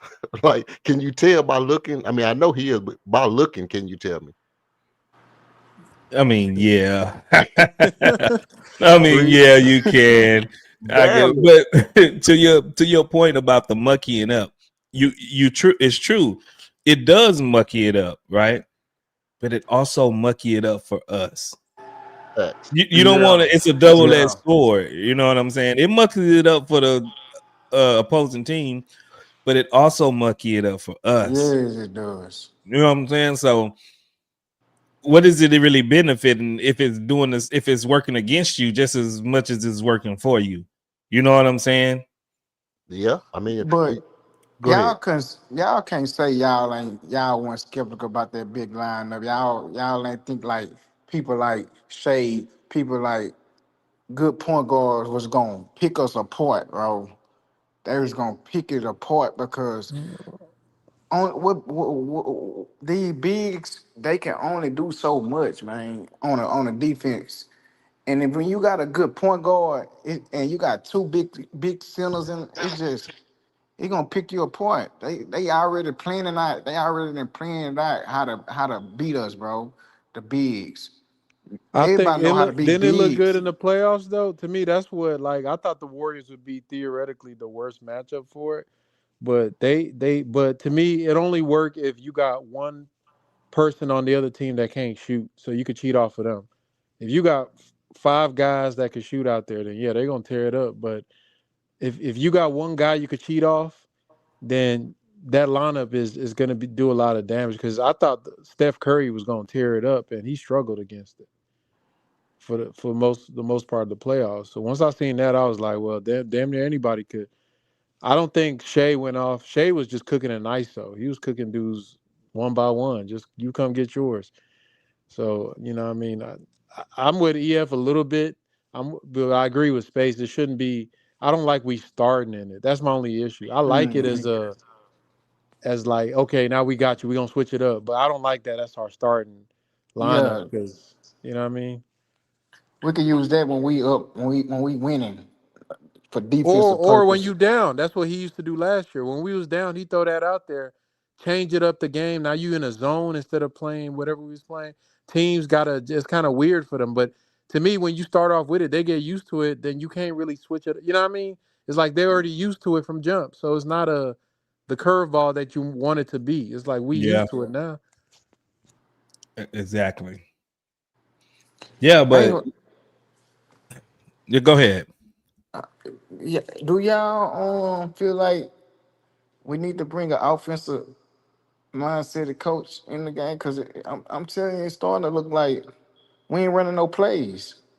Like we just a team just playing like I don't know. We ain't running no plays, and it's at least when KD was with the Warriors, they ran plays still. They ran plays. It's just like we just out there playing basketball, bro. Like no plays is being called. He called the dumbest play to get Jabbar the last shot in the first game. Like it just the offense is just stagnated, bro. It's stagnated. It's just not gonna work, man.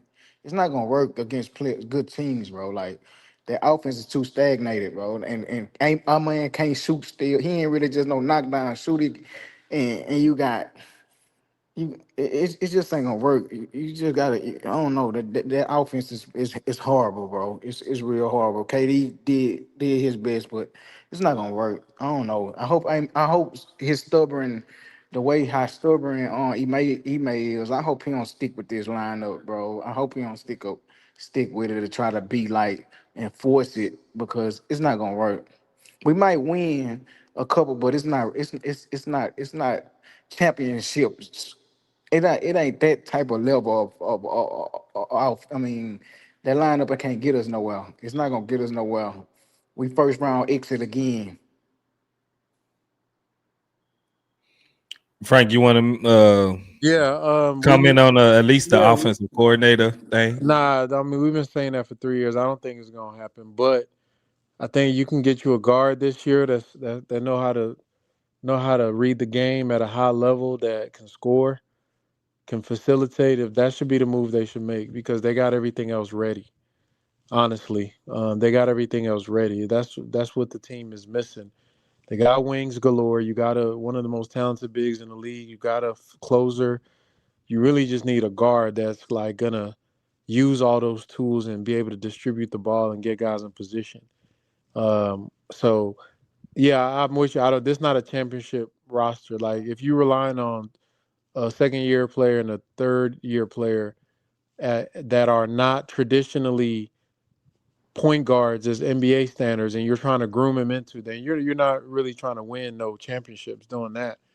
But they just need to make a couple moves. That's That's why all. I But think. That's why I think they are gonna make a couple moves because they ain't bring KD to just throw this. I don't care yeah, about. that's what I'm saying. Like, Yeah, Yeah, they ain't bring KD to throw. Even though we got an unexpected injury, they didn't. They gonna make a move. I'm guarantee you. They giving these guys the opportunity so it don't look like they didn't never exactly. give Reed the opportunity. They ain't gave.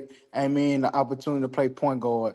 So when time come and they realize that KD is starting to realize that he came over here to play with Fred, and Fred unfortunately got hurt, and no point guard again, just like he was in Phoenix.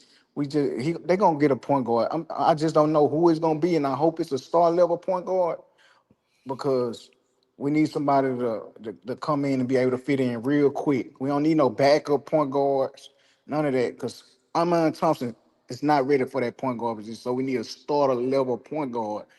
And I don't I know who y'all think, but I I don't can know. I I'll can take a good backup point guard right now.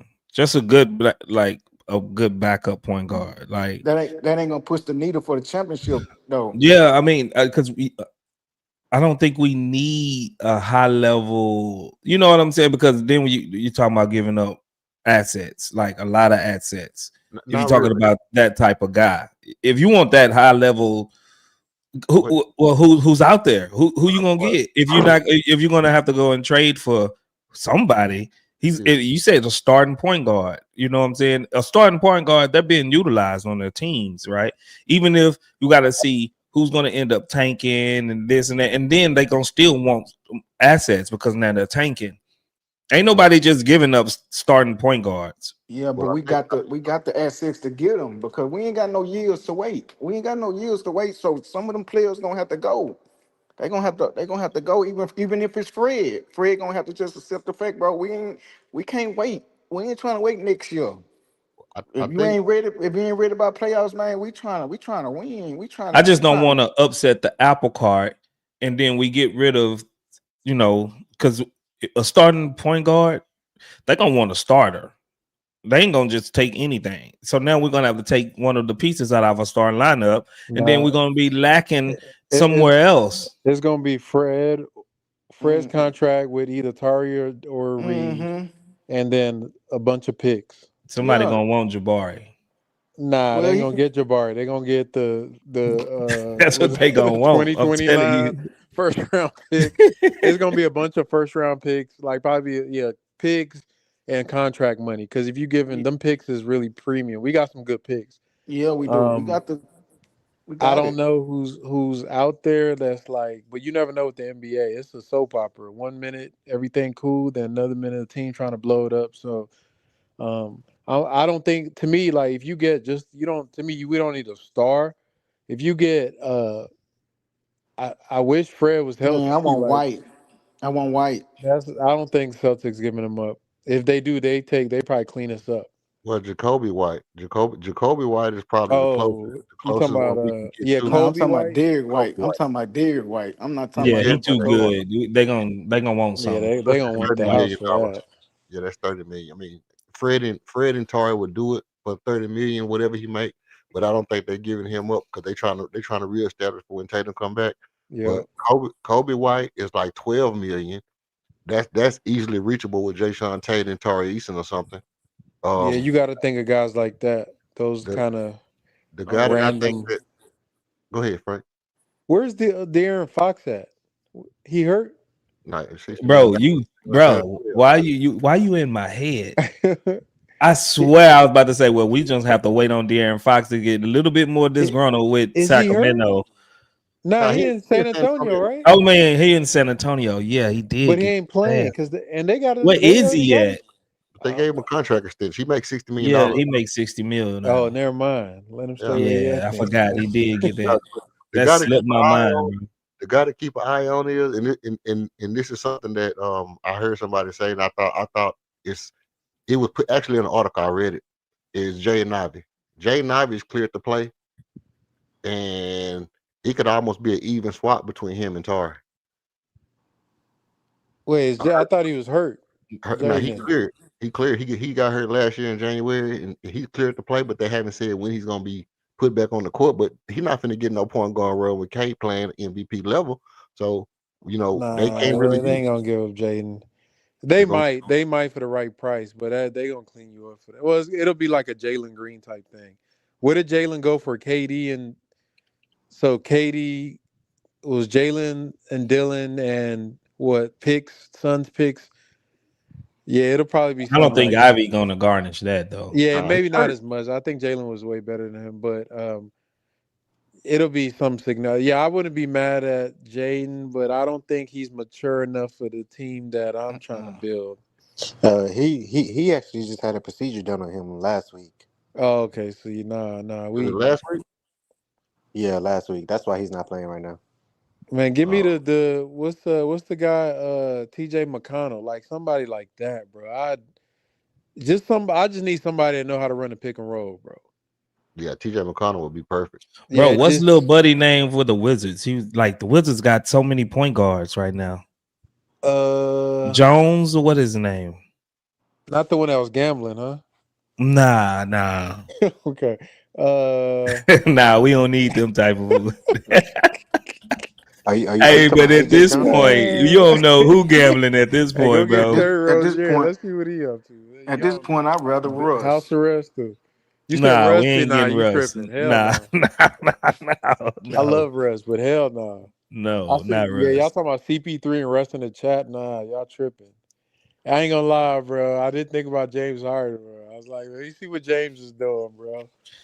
I mean, Couldn't be worse than no, Reed Sheppard. no, he ain't no. I mean, at least he's gonna give us He good definitely got. passing and some Nah, offense. but He that'll definitely blow got up the to team. I think. I don't want none of that. Nah, I don't want I don't none of need that, nobody bro. who throw games or point shave or none of None that. of that. They need to investigate him. That's if we talking about gambling. Some of the games he had in the playoffs, bro. Yeah, something's They up. Bro. FBI need to be on James Harden, bro. God damn it. Listen, I did a video. Dang, now Frank want to send him to jail. Huh? God. I did a video in Nah, I ain't trying to- 2017 about James Harden throwing games and being what Oh man. Hey, some of that stuff he done them games he had was Got me criminal though. thinking, They Space. was I ain't gonna criminal. lie. They Yeah, was I'm like, criminal. bro, ain't no way you just So, dropped 40 last night. You got 6 points and Yeah. 15 turnovers. it ain't Like, real. come on, Oh James. man. so, what's the chances of a trade? Man, they gonna trade. We just don't know when.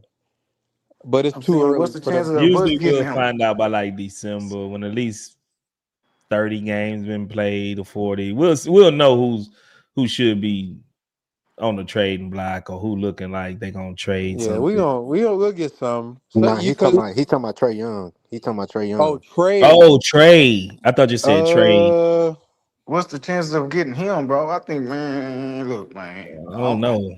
I don't know. But Trey gonna they uh, gonna break the bank for Trey, bro. yeah, he making a lot of money. I don't even know if we can trade for him with the cat. I'm not even sure. I mean, here's what's gonna happen. You gotta wait and thug it out and hope they just figure some stuff out at work. The NBA, the way it is, there's gonna be a couple teams that got love and aspirations right now to win, and they'll find out they're bad in like 3 weeks, and they'll start being sellers. It might be us, god damn it, but We shopping might be KD us. already. like a Might be mother us. guy. Yeah, but hopefully it's not. But that's how it is. You'll find it. So it's really hard to say who right now because everybody think they're gonna win a championship when the season starts, except a couple of teams that know they tanking. Yeah. But most of the league is like they in the honeymoon phase. Give about like Space said, it's about December. People get realistic. They'll start thinking about the draft, and that's when you'll see who shake loose. Oh, I got it.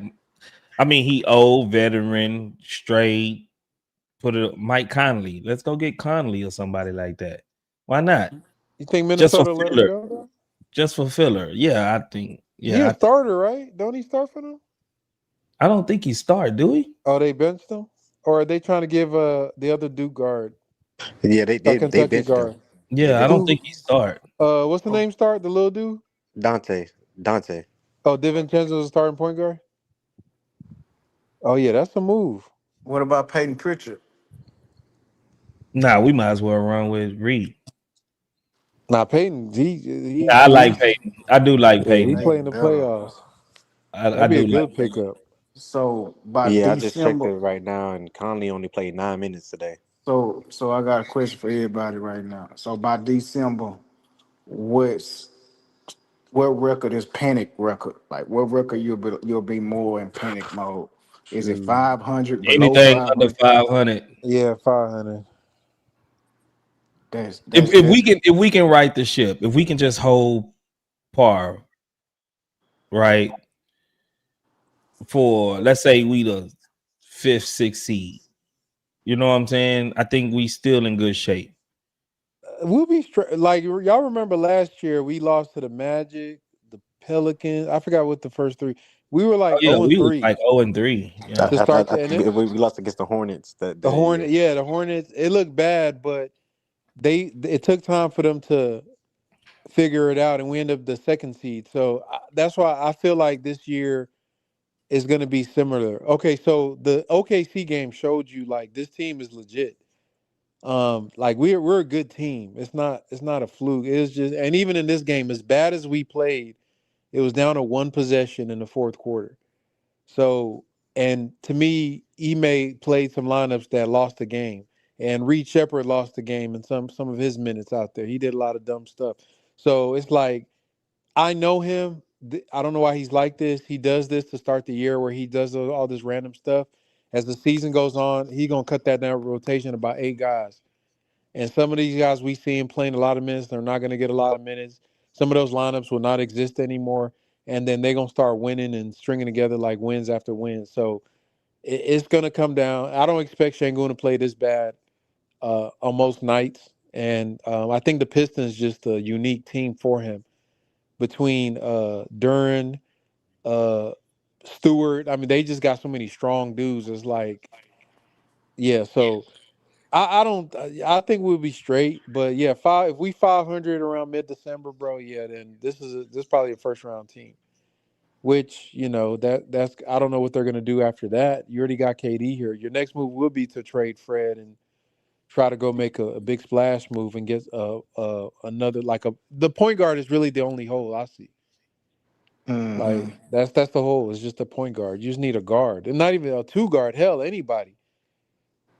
Like, because Dylan and Jalen were both capable ball handlers. Guards. Yeah. Yeah, Dylan played point guard in Memphis in some of his seasons there. So he helped in that department. He could operate in a half court and attack closeouts. And Jalen we were grooming him for years to be our point guard. Like he was looking like Reed his first year, but he's 4 years in. We were grooming him to be the point guard, so he could handle the ball. And he was I mean, quiet as kept. If he didn't have that playoff series, I know that people want to romanticize, but to me, he probably scared the Rockets with how bad he looked. He looked just out of there, bro. But I liked his development in the year last year in the season as a whole. Like he was showing a lot of promise in his game. You just got to be able to rely on a guy, your leading scorer in the playoffs. And I think the Rockets they were scared by what he showed because you start getting into paying people big money, you want some consistency. So we just need a guard. This was even if Fred was healthy, this was always going to be an issue. As soon as the trade happened, this was an issue. And because Fred was not going to play 82 games. And I never trusted a man Thompson and Reed Sheppard to do this job. That Yeah, you got me. a championship level guard that's holding it down for you. You need somebody that's done the job before, at least to even help them grow. So they're gonna have to make a move, bro. I can't see a world where they don't. If they don't, it'll be malpractice. Yeah, if we 500, we really gotta make a move, man. We gotta go get somebody that we gotta ship something off. We gotta ship something off. We 500 by December. But what I'm afraid is Udoka so stubborn. Even if we like a little bit above 500, he'll feel like we don't need to make no move. Which I don't care. We is above 500 by December. I just don't see us. I just don't see us competing in the playoffs too much without no veteran point guard, no point guard, because they gonna figure it out. They gonna figure out how to beat us without a point guard. They gonna press up on them. They gonna press up on them, and it's gonna be real ugly. It's gonna be real I, ugly. I really don't think Udoka is emotionally attached to any of these guys. Maybe Shangun and KD, but I don't think he's emotionally attached to none of these guys. I think he want to win a championship. And Mm-hmm. I think I haven't heard nothing, so don't quote me on this. I think it's more on Udoka while Jalen is gone than like Stone, because a GM never want to give up on the number 2 pick, and then that's admitting he failed at drafting a number 2 pick. I don't think Ime Udoka care. He want to win, and if it takes getting rid of these, and most coaches don't like to groom young players anyway. You know what I'm saying? They think college should have I did mean, that. And Thompson contract is at risk. I mean, I feel like, and it ain't I because of don't him. think I I think don't. it's I just because don't they think asking for Ma him to is do too gonna. much. I just I don't think think Ime is gonna by him stop being a point trade. guard and trying to play defense, he ain't gonna be that high level player like last year. His defense gonna fall off, and he ain't gonna reach no max contract. So, not saying that Nah, he can't be a two-way player, but that's a miss. It's gonna be hard for him to get a max contract trying to play point guard, trying to learn point guard, and still bring that same type of defensive mentality that he did last year. So it's really like like a I don't know. I don't see it. I don't see it. Yeah, Yeah, I he don't got. think he may care, bro. I ain't gonna lie. I don't think he make is attached. I'm with Space. I think he been trying to break up some of this team probably since he got here.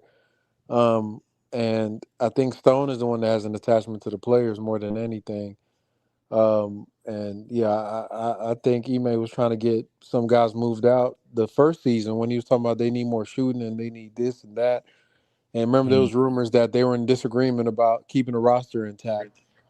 Yeah, I don't think he's the one that got KD, bro. And KD said it. Like Ime is the reason he came here.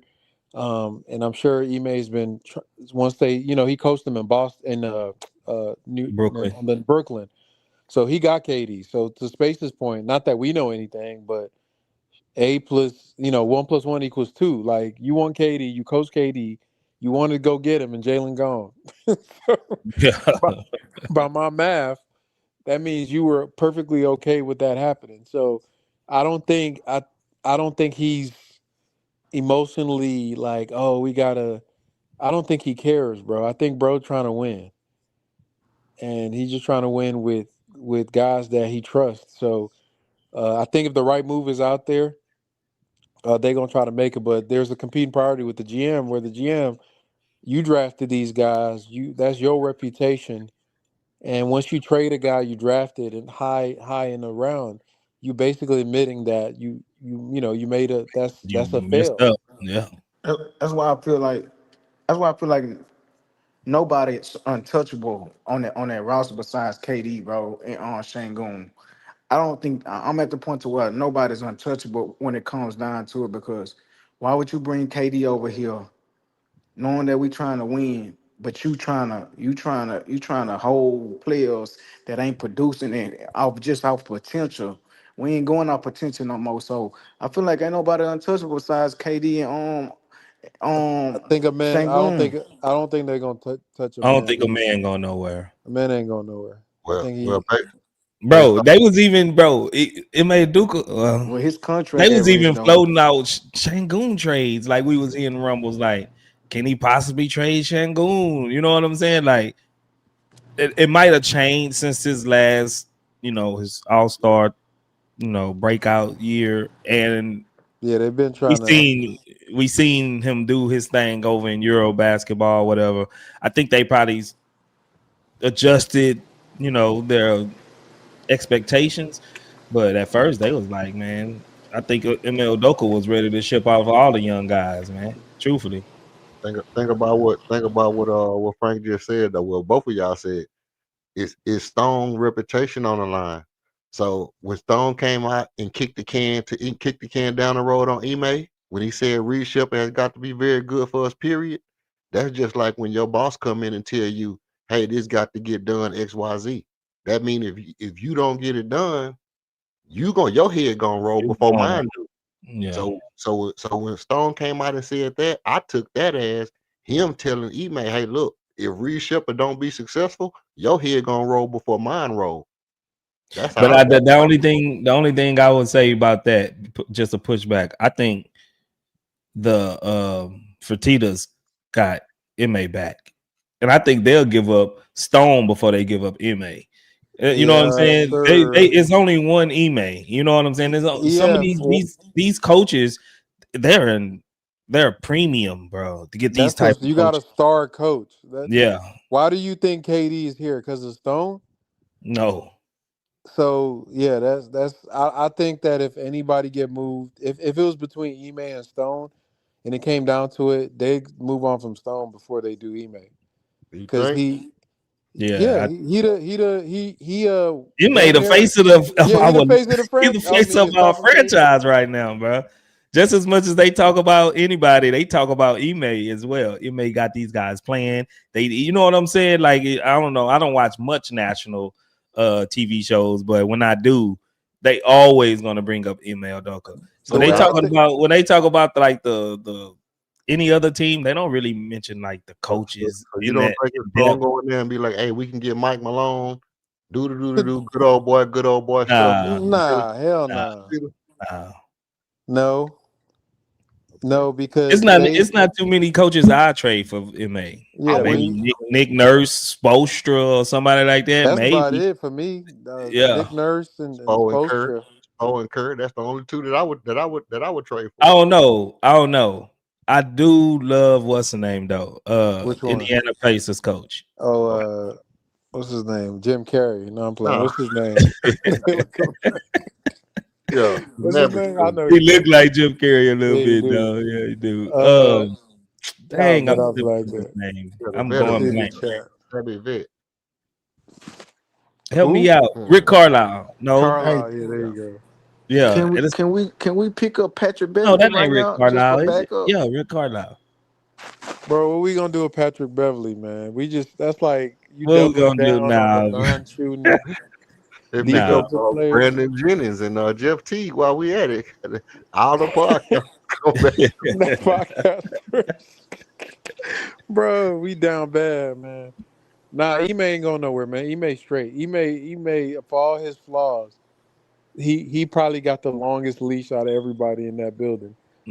Because you got to see objectively what his impact. As soon as he came in, he took a tanking team, made them relevant, and then went from a 500 team between being one of the worst teams ever, a 500 team 1 year, and then a second seed the next year. So he's built some. Now, if it go off the rails real bad, where it's like we don't make the playoffs this year, then yeah, anything could happen. Like when you start looking around, then yeah, you're gonna have to lose the locker room. You're gonna lose the locker room, and then shoot, if he get fired, Stone probably gone too. Yeah, like you're gonna have to bring in a new regime. Both of them can go. Cause look, we all believe that Cam Whitmore was exceptionally talented. He up out of here because his not being able to play, him having beef with Ime is basically what led him not playing. Jalen Green was soft. Ime didn't like Jalen Green being soft. Guess what? Jalen Green gone. Reed Sheppard is slow.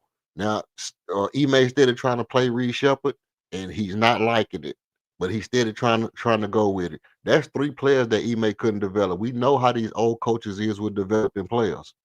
But the question would be, if my contra, whatever the word is it the development, or who's picking the players? It could be either one, but I mean. But I got a counterpoint for you. I just turned Alperen Sengun, even though he was already trending that, I just turned bro into a All-NBA player. I got that on my notch. That's true. I took him from a bad defender, perception-wise, to one of the, a top 10 defensive center in the league. I'm gonna turn the man Thompson into something. You feel me? Jabari Smith. I got him playing at a starter level. So Okay. Ime got some wins now. He got some scalps on his, Uh, on his belt too. So And I wouldn't hold it over Inmate head as far as development. These guys was 3 years deep already. Like but Stone did, I mean, Silas didn't development. let's have this Now convo he's then. molding. Hold on, Spade. Let's have this convo about Stone then. How many draft picks do we have the first year of the tank? Man, we had like 8, What? But how many? 7. It was 4 first-round picks, right? Yep. It was Jalen Green, Mhm. Alperen Şengün, Josh Christopher, and Garuba. Garuba. How many of those guys are still here?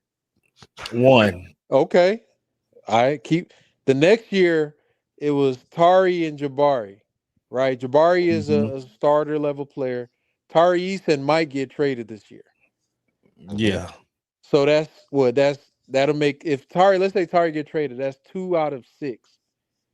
You got Amen Thompson the next year, who's Ty a hit. Washington.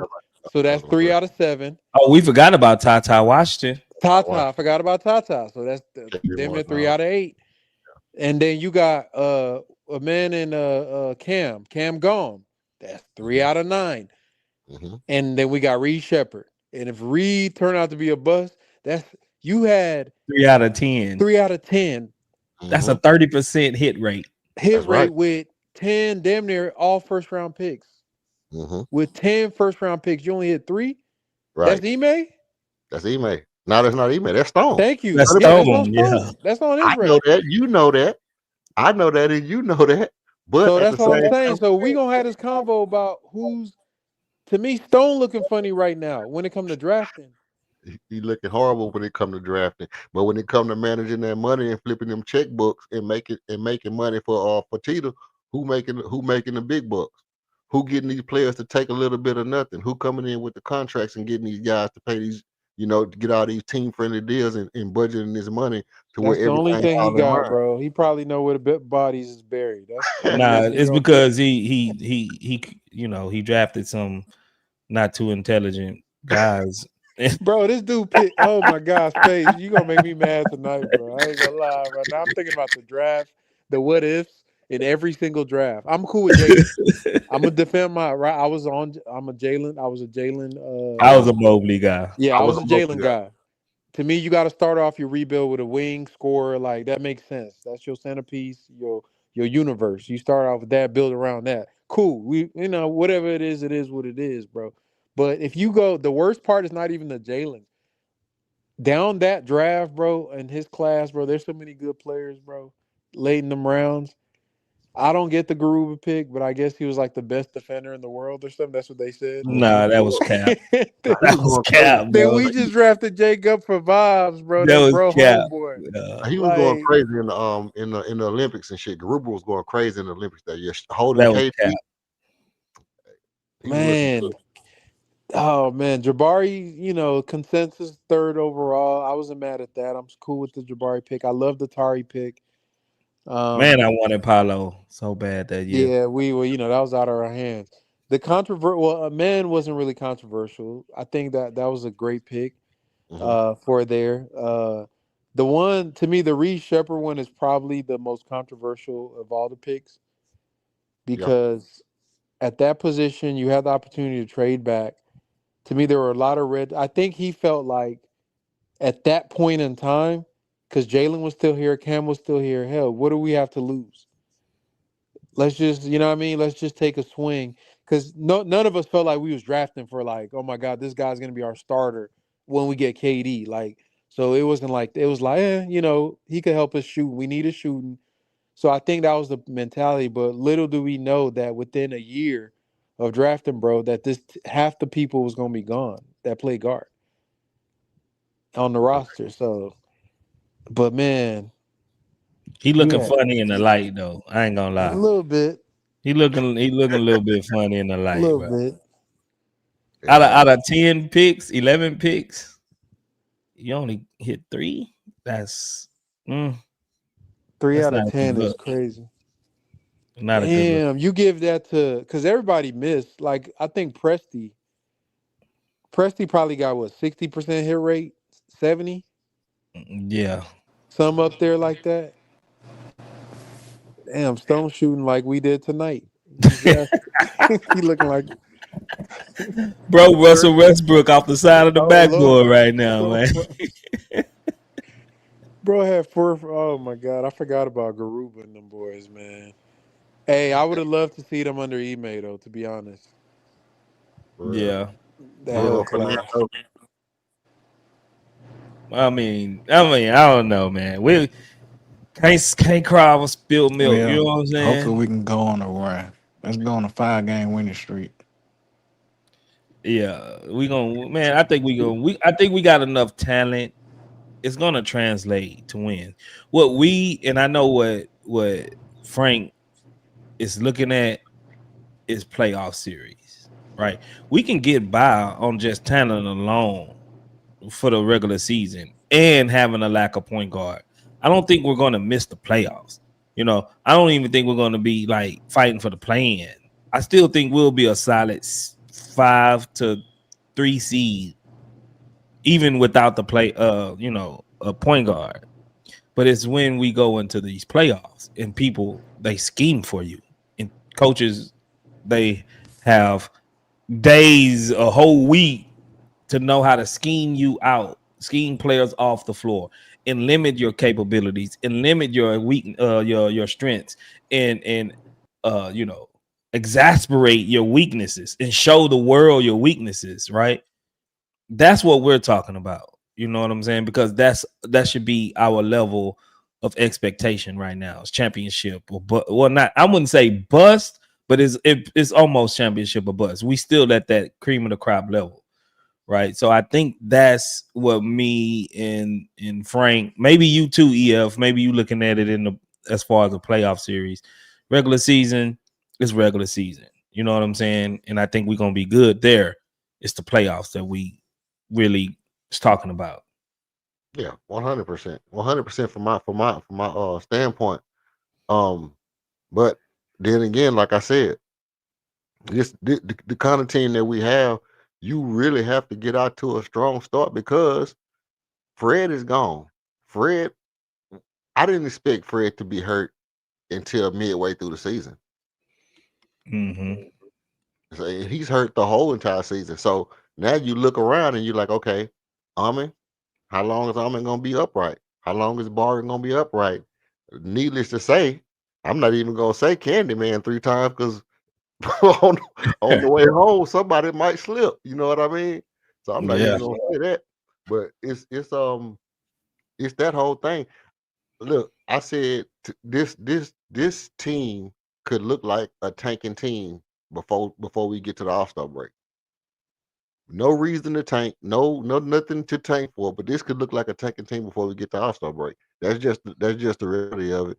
And I mean, coming out to a strong start was one of the things that I hope to see.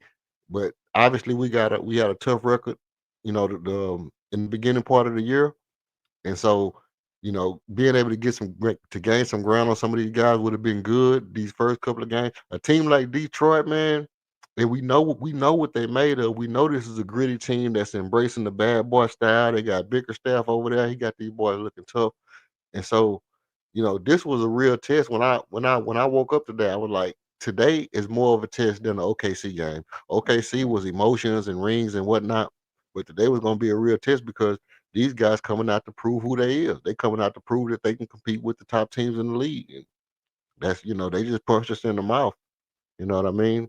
They just punched us in the mouth, and that's not usually something that an E-Made team is known for getting done, but they did it. Yeah. And I think we still need to take into account load management because Steven Adams going to load manage. Yeah. KD is going to load manage. You know what I'm saying? He's going to load manage at least 15 games, 12 to 15 games, I think, KD. And let's hope and pray he himself don't get hit by the injury bug. And he have to miss at least my God. like Space. 2 to 3 weeks or something. Who's our offense if KD hurt? Is it just Sengun? Halas, just hang it up. Like hang it just up, Sengun, bro. right? It's gonna have to be, but then that means then you're gonna have to surround KD with some 3-and-D wings And our wings, they don't hit threes. At least Dylan Brooks, he did hit threes, right? And I don't see what I don't see where it's gonna come from. If we lose KD, we're done. Like fork in a turkey. We're Well, for done. the 20 We're games he fried. sit, if he sit 20 games, we cook. I mean, either way it go, this team is. I mean, okay, we can make some headway because obviously it's a stretch.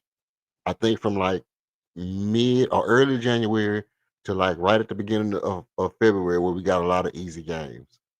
That's our chance to make the headway, but that's also the best chance for KD to get some rest. So you got to pick your poison. Do we make the headway or do we let KD rest? And you know what I mean? Well, we need to start winning some games so we have that cushion. You know what I'm saying? If we fifth, sixth seed, ain't no rest. We're gonna have to push because we in the West. We can easily drop from the 6th to the 10th game, 11th seed within a game. You know what I'm saying? Because that's how close the West be. Usually, it'd be 1 or 2 games that separate 12 from 5. You know what I'm saying? A lot of the time. So we better get us some wins. We better get us some cushion to where KD can rest. Because right now it's not looking like that's gonna be a luxury. If we make a trade for somebody that could play that garbage, that Phil Fred's role, then we could lean on Alpi and Şengün more. But as is right now, I agree with y'all. Like, but that's why I think they probably will make a move because, some of the lineups is just really hard to see offense coming without both. Because Şengün could do some carrying, but it's not even to me, the roster is good. It's just because the offense is so bad, like the way we run it, that's where all these talks come in. But as is, bro, if they're not going to do DHOs with some of these players or they don't get a guard, then that's where all this stuff comes. But to me, we got a really good roster. Like we're pretty deep, and once that they establish that, I think they'll be straight. It's just Ime is not helping them right now with what he's coaching. Like whatever they're working on, I don't like it. They just got to figure something out. But I still think the roster as is pretty good. But like y'all said, it's going to be teams are going to try to beat us too. It's not you can't sneak up on nobody no more. They're going to play you like you a contending team, just like when we was bad, and the Lakers or the Warriors or OKC or one of these good teams would come. The Timberwolves, we get up for it. Every team's gonna get up for us. We got KD now, so Yeah, they just got to buckle in. But I think it'll take time, but they'll figure something out with what they got, and then we just need to get better from that. for sure, for sure. Man, I think that's a good place to wrap it up, man. We've been going on for 2.5 hours. It's getting pretty late. I'm gonna get up out of here. EF, appreciate you for coming, bro. Unless you got anything to say before we go, EF? Nah, man, just good chopping it up with you fellas, man. Good to see you back, man. Hope you've been all right. Same to you, Frank, man. Hope you guys been good. Appreciate For you, bro. sure, for sure. Appreciate it. I'm gonna get up out of here. CSGs, man. It look like we gonna have to bring back We All We Got. Oh my god.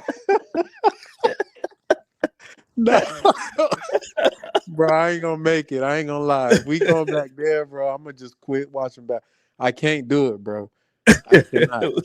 We're not. Don't even say that. All We right, ain't I ain't gonna jinx it. I ain't gonna jinx it, man. No, To we're say not having we all we therapy got, man. sessions. Hopefully this one of the last few vent therapy sessions we gonna have, bro. We need to talk about some hoops, some wins. Yeah, we ain't doing we all we got.